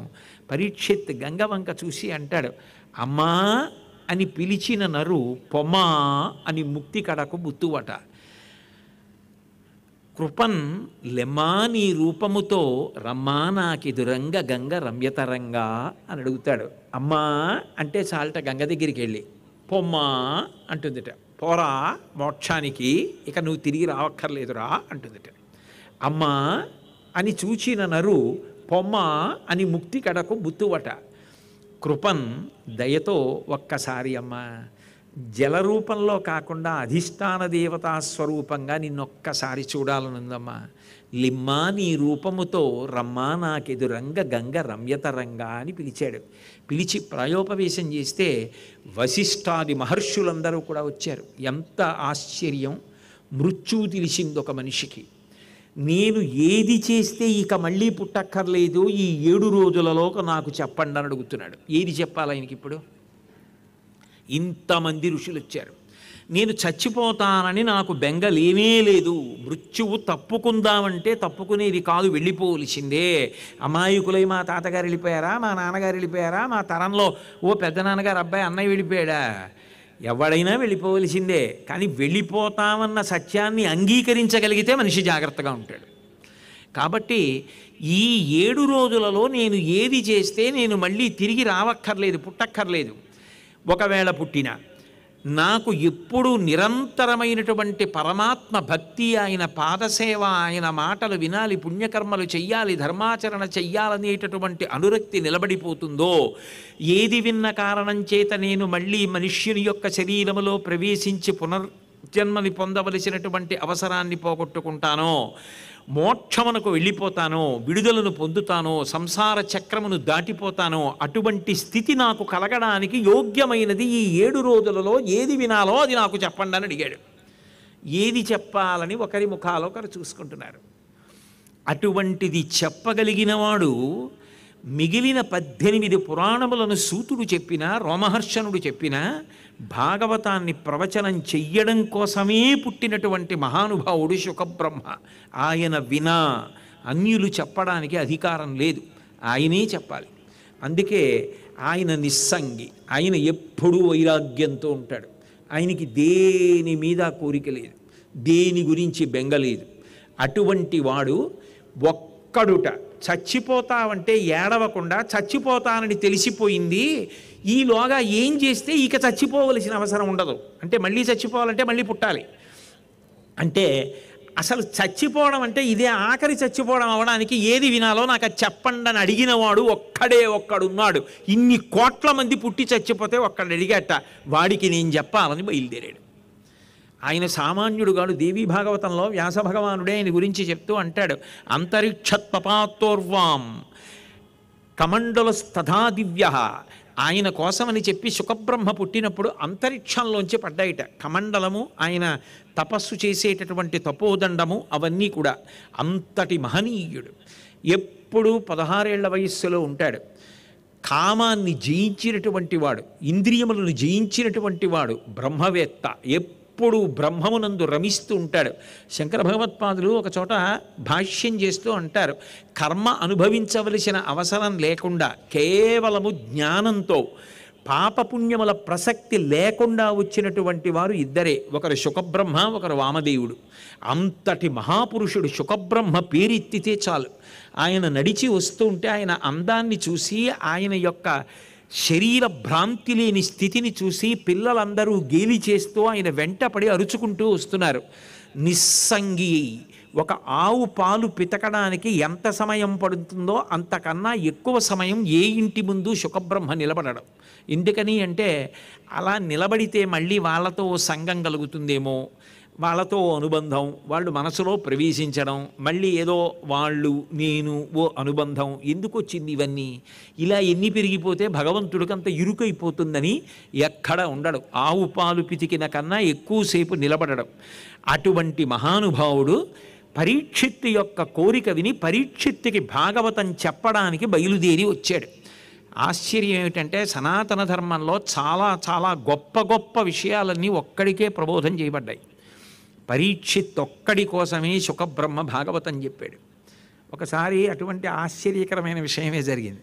ఒకప్పుడు కాకినాడలో భాగవతం మీద ప్రసంగాలు చేస్తుంటే బ్రహ్మాండమైనటువంటి తుఫాను వచ్చింది. తుఫాను వస్తే నాకు అందులో నిర్వహించే ఆయన విశేషమైన జనం ఉండేవారు రోజు.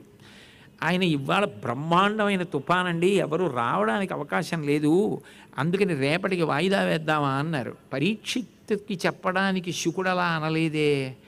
ఆర్తి కలిగిన వాడు ఉంటే నాకు ఒక్కడు చాలని పరీక్షిత్తు కోసం చెప్పాడు. మీరు కూర్చుని వింటారా? చెప్తానన్నాను. నేను కూర్చుని వింటానండి, ఇక్కడే ఉన్నాను అన్నాడు. మీరు కూర్చోండి చెప్తానని ఆయనకి మా ఆవిడికి భాగవతం ఆ రోజు చెప్పేశాను నేను. ఎందుకంటే శుకబ్రహ్మకే అక్కర్లేనిది నీకెందుకు, అక్కర్లేని లంపటం. కాబట్టి మహానుభావుడు పరీక్షిత్తు కోసం పరిగెత్తుకొచ్చాడు. ఎవరో ఉంటారు యోగ్యులు, వారి కోసం పంపిస్తాడు పరమాత్మ. పరిగెత్తుకొచ్చాడు. వచ్చి ఆ భాగవతాన్ని చెప్పడం ప్రారంభం చేశాడు. 7 రోజులలో ఏ కథ వింటే ఇక మళ్ళీ రానని అడిగావు కదా, ఆ కథ చెప్తాను విను అని భాగవతాన్ని ప్రారంభం చేశాడు. ఆ శుకబ్రహ్మని చూడగానే ఆయన పాదాల మీద పడి నమస్కారం చేసి అర్ఘ్యపాద్యాలిచ్చి గౌరవించి, మీ వంటి మహానుభావుడు వచ్చి భాగవతం చెప్తున్నాడు, నాకింతకన్నా భాగ్యం ఏముంటుంది జీవితంలో, చాలు మీ దర్శనం చేతనే తరించిపోయానని పరీక్షిత్ ఆయనని గౌరవించి కూర్చోపెట్టి అత్యంత శ్రద్ధాభక్తులతో వినడం మొదలుపెట్టాడు.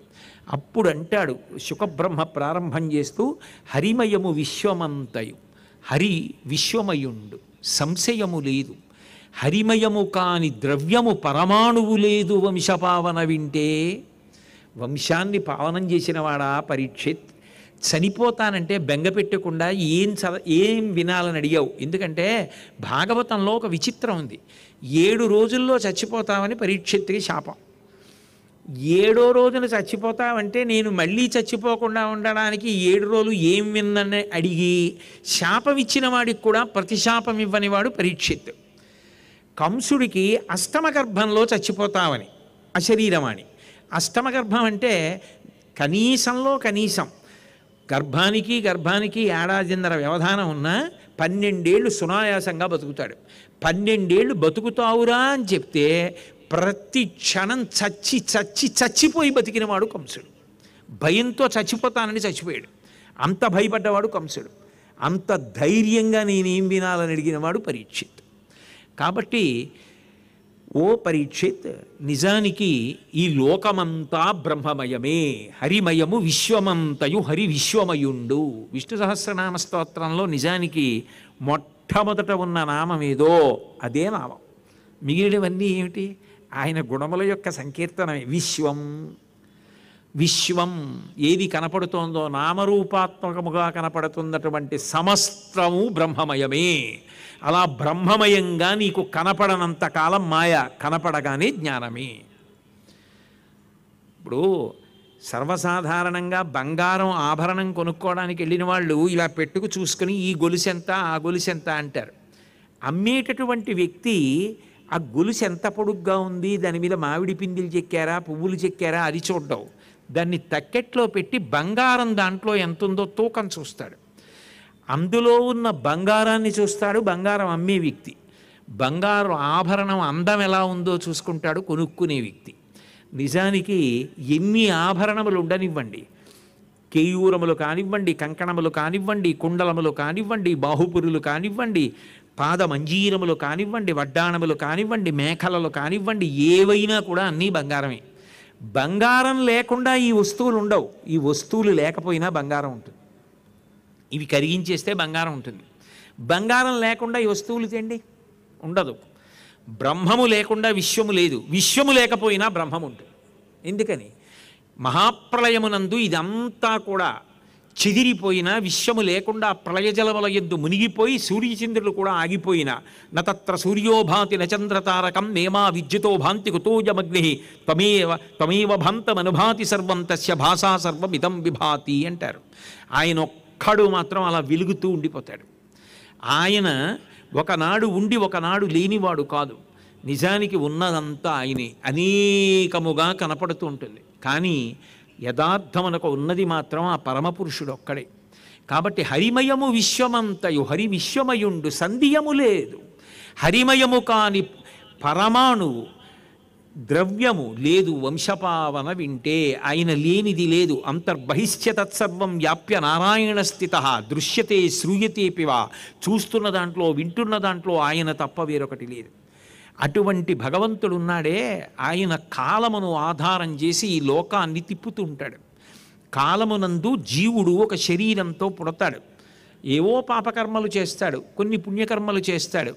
పాపకర్మలు పుణ్యకర్మలు చేస్తాడు. పుణ్యం అనుభవించవలసింది చాలా ఎక్కువగా ఉందనుకోండి, దేవలోకంలో దేవత అవుతాడు. పాపం ఎక్కువ అనుభవించాలనుకోండి, తిరియక్ అవుతాడు. పాపము పుణ్యము రెండూ అనుభవించాలనుకోండి, మర్త్యలోకం అంటారు, ఈ లోకంలో మనిషిగా వస్తాడు. అంటే కాలమును ఆధారం చేసి తిప్పుతూ సమస్త జీవులు చేసినటువంటి పాపపుణ్యములను గుర్తుపెట్టుకునేటటువంటి వాడు భగవంతుడు ఒక్కడే. ఎవడు ఎంత పాపం చేశాడో ఆ పాపానికి తగిన దుఃఖాన్ని జీవుడు మళ్ళీ వేరొక జన్మలలో అనుభవించవలసిందే, అది వేరొకరు పంచుకోరు.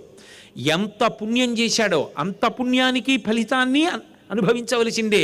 తదేవ ఫలమన్వేతి ధర్మస్య ధర్మనాశన ప్రాప్తం ధర్మఫలం తావద్భవతానత్ర సంశయ అంటారు హనుమ సుందరకాండలో. చేసిన పుణ్యానికి జీవుడు అనుభవించాలి, చేసిన పాపానికి జీవుడు అనుభవించాలి. దానికోసం శరీరాలు మారుతూ ఉంటాడు. కాలోహి బలవాన్ కర్త సతతం సుఖదుఃఖయో నరాణాం పరతంత్రాణం పుణ్య పాపానుయోగత. కాలమనేటటువంటిది పరమ బలవత్తరమైనటువంటి స్వరూపం. కాలంలోనే జీవులు చేసుకున్నటువంటి పాపపుణ్యాలకి అనుగుణంగా సుఖాన్ని దుఃఖాన్ని పరమాత్మ ఇస్తూ వెళ్ళిపోతుంటారు. ఆయన ఆ కాలంలోనే మనిషిని అనేకమైనటువంటి అవస్థలలోకి, ఆశ్రమాలలోకి, వికారాలలోకి ప్రవేశపెడుతూ ఉంటాడు. ఒకనాడు బాలుడు, తర్వాత యవ్వనంలో ఉన్నాడు, ఆ తర్వాత కొంతకాలానికి నడిమి వయసు, ఆ తర్వాత వృద్ధాప్యం, ఆ తర్వాత శరీరము పతనమైపోయింది. 6 వికారములను పొందుతూ ఉంటాడు. పుట్టినది, అసలు పుట్టగానే వాడు ఉండాలి కదా. మృత శిశువు పుడితే పుట్టినది ఉన్నది, ఉన్నది పెరిగినది, పెరిగినది మార్పు చెందినది. ఒకప్పుడు చిన్న శిశువుగా పుట్టాను నేను, ఆ తర్వాత 6 అడుగులు పెరిగాను. పెరిగినది మార్పు చెందినది. ఒకప్పుడు నాకు ఈ కళ్ళజోడు లేదు, ఇప్పుడు కళ్ళజోడు వచ్చింది. ఒకనాడు లేనివన్నీ ఇప్పుడు వచ్చాయి. జుట్టు తెల్లబడుతోంది, అంటే మార్పు చెందినది. శరీరం మార్పు చెందుతోంది. తరిగినది, ఇంకొక 10 ఏళ్ల తర్వాత నేను ఎక్కడికైనా ప్రవచనానికి వెళ్ళాననుకోండి, ఇలా మెట్లు ఎక్కగలనో ఎక్కలేను. అప్పుడు తరిగినది శరీరం తరిగిపోతుంది, తరిగిపోయి ఆయనైనా అన్నట్టుగా మారుతుంది. తర్వాత నశించిపోయినది ఏదో ఒక రోజున పుట్టినది అన్న ప్రతి ప్రాణికి వెళ్ళిపోయిన తేదీ కూడా ఉంటుంది. ఏది కూడా పుట్టిన తేదీ ఒక్కదాంతో ఉండిపోయే అవకాశం ఉండదు. జాయతే గచ్చతే ఇతి జగత్, ఏది వచ్చిందో అది వెళ్ళిపోవలసిందే. ఈ లోకానికి అది నియమం. ఏది పుట్టినా అది మళ్ళీ వెళ్ళిపోతుంది. కానీ ఇందులో నేను ఉండిపోతాను, ఇలాగే ఉండిపోతాను అనుకోవడం ఉందే, అదే మాయా భ్రాంతి. దాని ఎందు తిరుగాడుతూ సమస్త పాపములు అక్కడ వస్తాయి. నేను నాది, నేను బాగుండాలి, నాది బాగుండాలి, వాడు వాడిది, వాడు పాడైపోవాలి, వాడిది పాడైపోవాలి. అక్కడ వచ్చింది మాయంతా. కాదు, నేను నాది కాదు, వాడు వాడిది. ఎవరు వాడు? పరమేశ్వరుడు. ఆయన నిర్మించాడు ఈ శరీరాన్ని. ఈ చర్మము, రక్తము, మాంసము, కొవ్వు, అస్థి, శుక్ల, మేధ అనబడేటటువంటి 7 పదార్థములతో దీన్ని తయారు చేసి 9 రంధ్రముల తిత్తిని తయారు చేసి 2 కళ్ళు, 2 ముక్కు కన్నాలు, 2 చెవులు, 6 నోరు, 7 మలద్వారం, 8 మూత్రద్వారము, 9 రంధ్రములు ఉన్న తోలు తిత్తిలో ప్రాణ, అపాన, వ్యాన, ఉదాన, సమాన, నాగ, కూర్మ, కృకర, ధనంజయ, దేవదత్తములనేటటువంటి 10 వాయువులను కుంభించి తన శాసనం అయిపోయే వరకు బయటికి వెళ్ళిపోకుండా ఎవడు నియంత్రిస్తున్నాడో వాడు పరమాత్మ. వాడు దీన్ని నిర్వహిస్తూ ఉంటే నేనే సర్వస్వం, నేనే గొప్పవాణ్ణి అనుకుని మాయలో పడి ఇంత గొప్ప జన్మ పొందిన తరువాత కూడా మనిషి ఉత్తమ కర్మలు ఆచరించి పెద్దలను ఆశ్రయించి మంచి విషయాల్ని తెలుసుకొని భగవంతుణ్ణి చేరుకునే ప్రయత్నం చెయ్యకుండా పాడైపోతాడు. కానీ పరీక్షిత్ నువ్వు అదృష్టవంతుడివి. ఎందుకో తెలుసా? 7 రోజులలో మరణిస్తానని తెలిస్తే నువ్వు బెంగ పెట్టుకోలేదు. నీకన్నా గొప్పవాడు ఇంకొకడు ఉన్నాడు. ఖట్వాంగుడు అని పూర్వం భూమి మీద ఒక రాజు ఉండేవాడు, పరీక్షిత్. ఆ సమయంలో ఆయన దగ్గరికి దేవతలు వచ్చారు. వాళ్ళు రాక్షసుల్ని గెలవలేక ఖట్వాంగుడి సహకారం అడిగారు. అడిగితే నేను వచ్చి వాళ్ళని ఓడిస్తానంటే ఖట్వాంగుడిని వాళ్ళతో దేవలోకానికి తీసుకెడితే అక్కడ రాక్షసులతో జరిగిన యుద్ధంలో రాక్షసుల్ని ఖట్వాంగుడు ఓడించాడు. నీకేం కావాలి చెప్పని అడిగారు.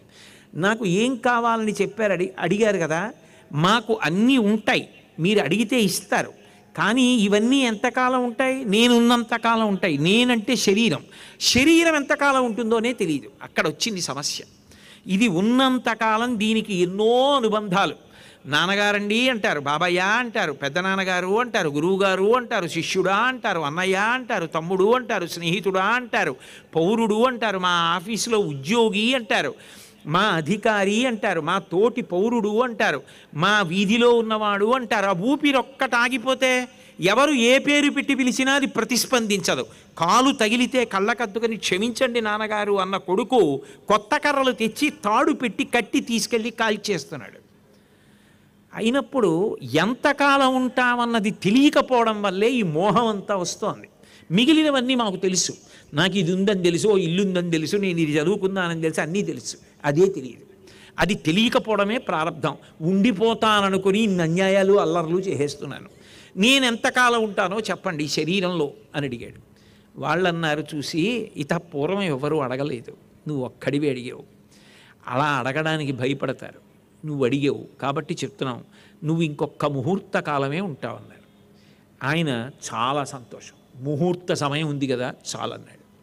అని భూమి మీదకి వచ్చేసాడు. మానసికంగా అందరినీ పరిత్యజించాడు. ఈ శరీరం ఉన్నప్పుడే కదా వాళ్ళందరితో అనుబంధం, తర్వాత ఏమి ఉండదు కదా ఇక. కాబట్టి నేను ఇప్పుడే విడిచిపెట్టి జన్మలు ఎన్ని మారిపోయినా అనుబంధం మాత్రం భగవంతుడితో, ఆ భగవంతుడి పాదములు పట్టుకుంటున్నానన్నాడు. ఇంద్రియములను కట్టడి చేశాడు, ప్రాణములను ఊర్ధ్వముఖం చేశాడు. ఒక్కొక్క చక్రం దాటుతూ సహస్రార చక్రాన్ని చేరుకుని భగవంతుని యందు లయమైపోయి బ్రహ్మరంధ్రాన్ని భేదించి ఈశ్వరుని యందు ఐక్యమైపోయాడు. ఒక్క క్షణకాలం బ్రతుకుతావురా అన్నవాడు చనిపోయే కాలం తెలిస్తే అంత సద్వినియోగం చేసేసుకున్నాడు. నీకు 7వ రోజు అన్నారు, నువ్వు సద్వినియోగం చేసుకున్నావు. ఎవరు బ్రతికినా 7 రోజులే. ఆది సోమ మంగ బుధ గురు శుక్ర శని తప్ప ఇంకో వారం లేదు. కాబట్టి అది తెలుసుకున్న నాడు నేను చెప్పేది తప్ప మార్గం లేదు. భాగవతం వినడం, భాగవతం చదువుకోవడం. కాబట్టి ఆ భగవంతుని యందు దృష్టి పెట్టి బ్రతికిన వాడెవరో వాడు ధన్యాత్ముడు. అంటే ఏమండి భగవంతుని యందు దృష్టి పెట్టి కూర్చుంటే మరి ఇంకా ఏం పనులు, ఉద్యోగాలు, వ్యాపారాలు, డబ్బు సంపాదించుకోవడం, భార్యాబిడ్డల్ని చూడడం ఇవన్నీ వద్దనే మీ ఉద్దేశం కాదు. మీరు ఒక్కటి గుర్తుపెట్టుకోండి, ఎప్పుడు నిరుత్సాహంగా బ్రతకమని ఏ శాస్త్రము చెప్పదు. నేను తాడు తెచ్చి ఇలా తిప్పాను అనుకోండి, కట్టేశాను, ఇలా తిప్పాను అనుకోండి, విప్పేశాను. నువ్వు సంతోషంగా ప్రవర్తించు, చెయ్యి, నువ్వు చెయ్యవలసిన పనులన్నీ చెయ్యి. కానీ ఏది చేస్తున్నా ఒక్క ప్రశ్న వేసుకో, ఇది ధర్మచట్రంలో ఇముడుతుందా? ఒక్క ప్రశ్న వెయ్యి. ఇది ఇముడుతుంది, చేసేయి. ఇది ఇమడదు, చెయ్యొద్దు. అది ఇమడదు, కట్టి కుడిపేస్తుంది, నీ జీవుడితో వస్తుంది, నిన్నే ఒక్కడనే పాడు చేస్తుంది, మిగిలిన వాళ్ళు ఎవ్వరికీ దాంతో సంబంధం ఉండదు. కాలోహి బలవాన్ కర్త సతతం సుఖదుఃఖయో నరాణాం పరతంత్రాణం పుణ్య పాపానుయోగత. గతంలో చేసిన పాపపుణ్యములు విడిచిపెట్టవు, పట్టుకుని వెళ్ళవలసిందే, అనుభవించవలసిందే ఉత్తర జన్మల యందు. పునర్జన్మ సిద్ధాంతము సనాతన ధర్మమునకు ప్రాణప్రదము. కాబట్టి పరమేశ్వరుణ్ణి ఆశ్రయించడం అన్న మాటకు అర్థం ఏమిటంటే పూజ గదిలో కూర్చుని అదే పనిగా పూజ చెయ్యమని కాదు. వివేకానందుడు చెప్పినట్టు పూజ గదిలో పూజ చేయడం తప్పు కాదు, పూజ గదిలో చచ్చిపోవాలనుకోవడం తప్పు. విశ్వమంతా నీకు పూజ గది కావాలి. విశ్వమునందు విశ్వనాథుణ్ణి, లోకమునందు లోకేశ్వరుణ్ణి చూడడం నేర్చుకోవాలి. ఆ స్థాయికి ఎదుగు, ధర్మముగా ప్రవర్తించు. ధార్మిక జీవనమే విడుదల. ధర్మము కాని దాని జోలికి వెళ్ళవద్దు. అది పరిణత భక్తి. అది ఆ భక్తి ఏది ఉన్నదో అదే భగవంతుని యొక్క ప్రీతికి కారణము. పూజ అన్న పేరుతో నువ్వు ఎంత రొట్ట పట్టికెళ్ళి ఇస్తున్నావో అదంతా భగవంతుడి సృష్టిలోనిదే.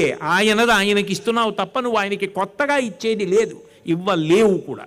ఎందుకనంటే భగవాన్ రమణులు అంటారు, వెనకటికి ఎవరో ఒక ఆయన భార్యను అడిగట, శుక్లాంబరధరం విష్ణుం శశివర్ణం అంటారు కదా, విఘ్నేశ్వరుణ్ణి తెల్లగా చలివిడి ముద్దతో చేసుకుని పూజ చేయాలనుంది, చలివిడి ముద్ద చేసి పెట్టమని. ఏమండి 11 మంది పిల్లలు ఎక్కడ చేస్తాను అని చెప్పి ఆవిడ పాపం ఏదో ఖాళీ అయిన రోజున చేసి, ఇదిగో పాపం అడుగుతున్నారు మీకు చేయలేకపోతున్నానని చలివిడి ఇచ్చింది. ఆయన సంతోషంగా చలివిడి ఏముంది ఓ ఆకు మీద పెట్టి విఘ్నేశ్వరుడిని ఓ పసుపు ముద్ద నొక్కినట్టు నొక్కి సంతోషంగా పూజ చేసేసాడు. చేసేసిన తర్వాత నైవేద్యం పెట్టడానికి ఏం లేదు. ఆయనకి గుర్తొచ్చి అయ్యో ఏమీ నైవేద్యం పెట్టడానికి ఉంచుకోలేదని విఘ్నేశ్వరుడు బొజ్జగిల్లి కొద్దిగా చలివిడి ముద్ద తీసి అక్కడ పెట్టి మళ్ళీ బొటన వేలితో బొజ్జ నొక్కేశాడు. నొక్కేసి చలివిడి మళ్ళీ విఘ్నేశ్వరుడికి నైవేద్యం పెట్టేశాడు. చలివిడి విఘ్నేశ్వరుడి బొజ్జగిల్లి చలివిడి విఘ్నేశ్వరుడికే నైవేద్యం పెట్టినట్టు ఆయన సృష్టించి ఇచ్చింది ఆయనకి ఇవ్వాలి తప్ప కొత్తగా ఇవ్వడానికి మనమే ఆయన సృష్టించాడు, కొత్తగా మనమేమి ఇస్తాం? ఇవ్వడానికి ఏం ఉండదు. ఆయన సంతోషించేది ఎప్పుడంటే ఆయన చెప్పినట్టు బ్రతికితే. అందుకే మీరు చూడండి, 2 కొడుకులు ఉన్నారనుకోండి ఒక తండ్రికి, ఆయనకి షష్ఠి పూర్తి అవుతోంది అనుకోండి, పెద్ద కొడుకు ఓ 2 వేళ్ల వెడల్పునున్నటువంటి ముద్రణ చేయబడినటువంటి సాదా పంచ అంచుతో ఉన్నది తెచ్చి ఇచ్చాడు. రెండో కొడుకు గండబేరుండం అంచున్నటువంటి ఒక వెండి జరీ ఉన్న పంచ పట్టుకొచ్చాడు. తండ్రి పెద్దవాడు నేను చెప్పినట్టు బ్రతుకుతున్నాడు, ధార్మికంగా బ్రతుకుతున్నాడు, వాడిచ్చిన పంచె కట్టుకుంటాను. వీడు ఎలా తెచ్చాడో నాకు తెలిసి ఈ పంచె నాకొద్దు. ఆయువు కోరి షష్ఠి పూర్తి నాడు కట్టుకోవలసిన పంచె అది కాదు, నేను కట్టుకోను వాడు ఇచ్చిన పంచె అంటాడు. అమాయకుడై తండ్రి వెండి జరీతో చేసిన గండబేరుండవంచున్న పంచే కన్న తండ్రి కట్టుకోకపోతే అక్కరలేని మార్గాలలో తిరిగి నువ్వు సంపాదించి తెచ్చింది చూసి భగవంతుడు పొంగిపోతాడా? ఎలా పొంగిపోతాడు? నీ ప్రవర్తనకి పొంగిపోతాడు. నువ్వు ఎలా బ్రతుకుతున్నావన్నదానికి పొంగిపోతాడు. నువ్వు ఎలా నడుస్తున్నావన్నదానికి పొంగిపోతాడు. నేను చెప్పినట్టు బ్రతుకుతున్నాడా చాలు, వెంటపడి కౌగలించుకుంటాడు. అందుకంటారు శివానంద లహరిలో శంకర్లు, గభీరే కాసారే విశతి విజనే ఘోర విపినే విశాలే శైలే చ భ్రమతి కుసుమార్థం జలమతి సమర్ప్యై చేత సరసిజముమానాధభవతే సుఖేనావస్థాతుం జనయ్య నజానాతి కిమహో అంటారు. ఎందుకురా జడమతివై అన్ని చోట్లకి తిరిగి ఏవేవో తెస్తావు? నీ మనసుని ఆయన పాదముల దగ్గర పెట్టడం నేర్చుకో, ఆయన చెప్పినట్టు బ్రతకడం నేర్చుకో. ఆయన నిన్ను ఆదరిస్తాడు, పొదివి పట్టుకుంటాడు, నీ వెంట పరిగెడతాడు రా అంటారు. అటువంటి పరమాత్మ ఉన్నాడే, ఆయన ప్రథమ లక్షణం కారుణ్యం, అపారమైన దయగలిగినవాడు.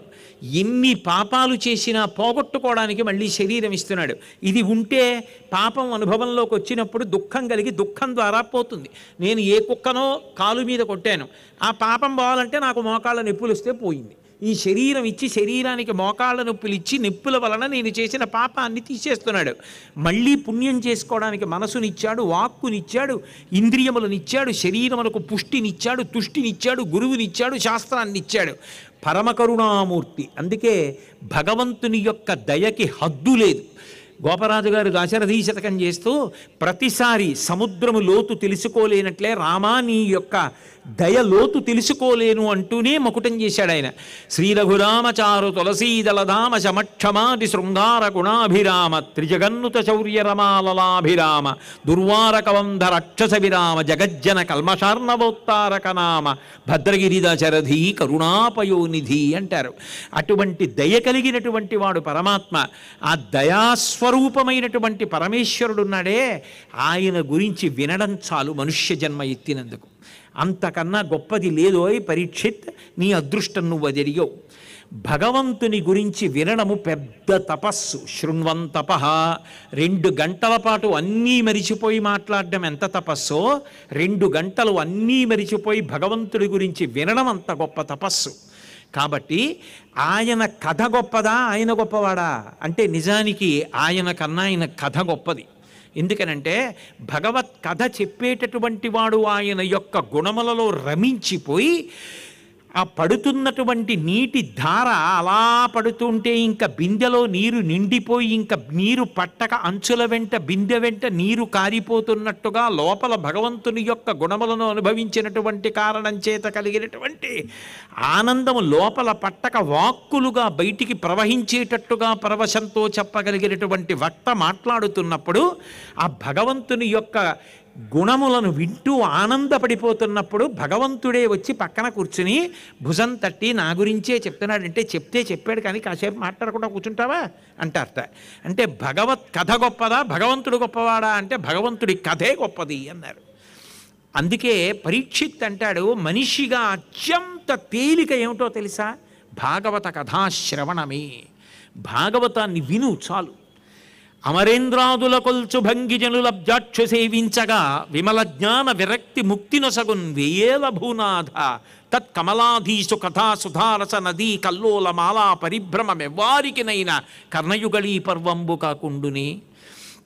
అనేకమైనటువంటి కోరికలతో అనేక మంది దేవతల్ని పట్టుకుని ప్రేమతో పూజ చేస్తూ ఉంటారు.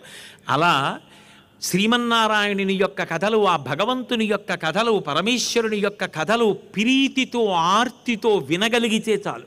భద్రం కర్ణేభి శృణుయామ దేవాహ అంటుంది వేదం. భగవంతుడి చెవులిచ్చినందుకు ఆయన కథలను ఆదరబుద్ధితో వినగలిగితే అసలు అది ఎంత సంతోషంగా ఉంటుందంటేట, అమరేంద్రాదుల కొల్చు భంగిజనులబ్జాక్షు సేవించగా విమల జ్ఞాన విరక్తి ముక్తి నొసగున్. జ్ఞానాన్ని, భక్తిని, ముక్తిని కూడా ఆ కథాశ్రవణం ఇచ్చేస్తుందట. విరక్తి ముక్తి నొసగున్ వేయేల భూనాథ తత్కమలాధీశు కథా సుధారస నదీ కల్లోల మాలా పరిభ్రమము ఎవ్వారికినైన కర్ణయుగళీ పర్వంబు కాకుండునే. మీరు ప్రీతితో ఏదైనా విన్నారనుకోండి, మీరు ఇంటికి వెళ్ళాక కూడా వాణి అలా వినపడుతూనే ఉంటుంది, మీరు పడుకున్నాక కూడా వినపడుతూనే ఉంటుంది. మీరు ప్రీతితో ఏది విన్నారో మీకు అదే కనపడుతూ ఉంటుంది. ప్రొద్దున్న లేవగానే మళ్ళీ అదే జ్ఞాపకానికి వస్తుంది. ప్రీతితో విన్నది మీ మనసుని హత్తుకుంటుంది. ఏది హత్తుకుందో ఆ వస్తువుని బట్టి మనసు పవిత్రమైపోతుంది. అది భగవత్ సంబంధమైన విషయం. అందుకే ఆ భగవంతుని పాద స్పర్శ మనసుని పునీతం చేసేసి జన్మ పరంపరలను తగ్గించేస్తుంది.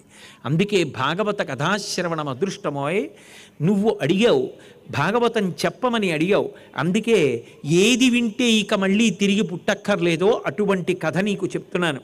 భగవంతుని యందున్న గొప్పతనం ఏమిటంటే ఆయన ఒకనాడు కోపగించినట్టుగా ఉంటాడు, ఆయన ఒకనాడు చాలా ప్రేమగా ఉన్నట్టుగా ఉంటాడు. నిజానికి భగవంతుడు కోపగించినట్టుగా కనపడినా, భగవంతుడు సంతోషించినట్టుగా కనపడినా ఒక్క విషయాన్ని మాత్రం బాగా జ్ఞాపకం పెట్టుకోవలసి ఉంటుంది. నిజానికి భగవంతుడికి శాశ్వతమైన కోపము ఉండదు. భగవంతుడికి ప్రేమ మాత్రమే ఉంటుంది. భగవంతుడు కోపం కూడా ఎందుకు నటిస్తాడు అంటే దారి తప్పి పాడైపోతున్నటువంటి మనని మంచి పద్ధతిలో నడిపించడం కోసం నటిస్తాడంతే. అంతే తప్ప నిజంగా ఆయన కోపమునకు వశపడేటటువంటి వాడు కాదు. అందుకే భాగవతంలో 2 స్కంధాల్లో ఒక అద్భుతమైనటువంటి విషయాన్ని ప్రతిపాదన చేశారు. ఒకప్పుడు దక్ష ప్రజాపతి తనకి అమ్మవారు కుమార్తెగా రావాలి అని గొప్ప తపస్సు చేశాడు. ఎంతమందికైనా ఆమె కుమార్తెగా వస్తుంది. అసలు నిజంగా చెప్పాలి అంటే ఎక్కడ ఆడపిల్ల ఉన్నా ఆమె పరదేవతా స్వరూపమే. కాబట్టి మహానుభావుడు వీరభద్ర విజయంలో హిమవంతుడంతటి వాడంటాడు, అమ్మా నువ్వు నా కడుపున పుట్టడం వల్ల నేను పునీతమైపోయానమ్మా అంటాడు. నారాయణమూర్తికి నిన్ను దానం చేస్తున్నాను. కన్యాదానం చేయడము అంటే ఏదో ఇచ్చేసేయడం కాదు, పంచెలు చాపిచ్చినట్టో అరటిపళ్ళు ఇచ్చినట్టో. పుట్టింటి వారి హక్కు పోదు, చతుర్థీ విభక్తి వెయ్యరు. అందుకే దశ పూర్వేషాం దశాపరేషాం, తనకి ముందు 10 తరాలు వెనక 10 తరాలు తనతో కలిపి 21 తరాలు తరింపచేస్తోంది. నేను పక్షపాతం లేకుండా చెప్తున్నాను, మగపిల్లవాడైతే ఏ వంశంలో పుట్టాడో ఆ వంశం తరిస్తుంది. ఆడపిల్ల 2 వంశాలని తరింపచేస్తుంది, పుట్టినింటిని మెట్టినింటిని. సీతమ్మ కథే దానికి ప్రమాణం. కాబట్టి అటువంటి తల్లి నాకు కుమార్తెగా రావాలి అని దక్ష ప్రజాపతి తపస్సు చేశాడు. తపస్సు చేస్తే మహానుభావుడైనటువంటి ఆ దక్ష ప్రజాపతి చేసినటువంటి తపస్సు చేత ప్రీతి పొందినటువంటి అమ్మవారు ఆయనకి కుమార్తెగా రావడానికి అంగీకరించి దక్షుడికి కుమార్తెగా వచ్చింది కాబట్టి దాక్షాయణి అని పేరు పెట్టుకుంది, నేనే వచ్చాను అని చెప్పడానికి. కానీ దక్షుడు మాయకి వశుడయ్యాడు, భ్రాంతి పొంది ఆయన అనుకున్నాడు, దాక్షాయణి నాకు కూతురైంది, ఈ దాక్షాయణిని నేను శివుడికి ఇచ్చి పెళ్లి చేశాను. నిజానికి ఆమె ఎంతమందికైనా కూతురు, కానీ ఆమె ఎప్పుడూ పరమేశ్వరునికే ఇల్లాలు. అందుకే ఆమె శంకరుణ్ణి వివాహం చేసుకుంది. ఈయన అనుకున్నాడు, నేను శంకరుడికి ఇచ్చి వివాహం చేశాను కాబట్టి శంకరుడు నాకు అల్లుడు కాబట్టి ఇప్పుడు నేను ఏది చెప్పినా ఆయన చెయ్యాలనేటటువంటిది ఆయన యొక్క భ్రాంతి. ఈ భ్రాంతిలో ఉన్నాడు. అందుకే భాగవతం చెప్తున్నప్పుడే శుకబ్రహ్మ ఒక మాట చెప్తాడు, భగవంతుడు అనేక రూపాలు ధరిస్తూ ఉంటాడు, అనేక అవతారాలుగా వస్తాడు. అవతారము అంటే కిందికి వచ్చుట, తార అంటే పైన ఉంటుంది, తెలియదు ఎలా ఉంటుందో, చిన్నదిగా ఉన్నట్టుంటుంది కానీ భూమి కన్నా కొన్ని కోట్ల రెట్లు పెద్దది. అవతార కిందకి దిగొచ్చిందనుకోండి, దాని రూపం తెలుస్తుంది. భగవంతుడు కిందకు వస్తాడు, అందులో అంశావతారము, అంశావతారము, ఆవేశావతారము, కళావతారము, పూర్ణావతారము, పరిపూర్ణావతారము, ఇలా విభాగాలు ఉంటాయి. అంశావతారము అంటే ఒకే పరబ్రహ్మము 3గా విడిపోతుంది, బ్రహ్మ విష్ణు మహేశ్వరులుగా. అంశావతారములను వస్తాయి. ఆ అంశావతారముల యందు అనేకమైనటువంటి రూపాలుగా పొందుతాడు. జ్ఞానమునిచ్చేటటువంటి కపిలుడు, సనక సనందనాదులు వీళ్ళందరూ పరమేశ్వరుడి యొక్క కేవల సంకల్పము చేత వస్తారు. ఆవేశావతారము అంటే ఒక ఆవేశంతో వచ్చి ఒక ప్రయోజనాన్ని నిర్వర్తిస్తాడు, పరశురాముడిగా వచ్చి క్షత్రియ సంహారం చేసినట్టుగా. అలాగే కళావతారము ఒక గురుస్వరూపంగా వచ్చి అజ్ఞానాన్ని తీసేస్తాడు, ఒక శుకుడు, ఒక వ్యాసుడు, వీళ్ళందరూ కూడా కళావతారాలు. అలాగే మహానుభావుడు పూర్ణావతారం, నవవిధములైనటువంటి రసములతో హృద్యమైనటువంటి రూపంతో వస్తాడు, రామచంద్రమూర్తి. ఇటువంటివి పరిపూర్ణావతారము అంటే అన్ని అవతారముల తేజస్సు ఎందులోకి వెళ్ళిపోతుందో దాన్ని పరిపూర్ణావతారం అంటారు. అందుకే శ్రీకృష్ణ అవతారము పరిపూర్ణావతారము, అన్ని అవతారముల యొక్క తేజస్సు శ్రీకృష్ణ అవతారంలోకి వెళ్ళిపోతుంది. ఇన్ని అవతారములుగా వస్తూ ఉంటాడు. వస్తే వచ్చే ప్రయోజనం ఏమిటి అంటే దాని గురించి వింటూ ఉంటే, చదువుతూ ఉంటే, తెలుసుకుంటూ ఉంటే మనసు శుద్ధమవుతుంది. మనసు శుద్ధమైతే అశుభానికి కారణమైన పాపములు తొలగిపోతాయి. పాపములు తొలగిపోతే సత్పురుషులతో సహవాసం ఏర్పడుతుంది. సత్పురుషులతో సహవాసం ఏర్పడితే దాని చేత మనకి రజోగుణము తమోగుణము తొలగిపోయి సత్వగుణం కూడా తొలగి శుద్ధసత్వమునందు ఊంచుకుంటాడు.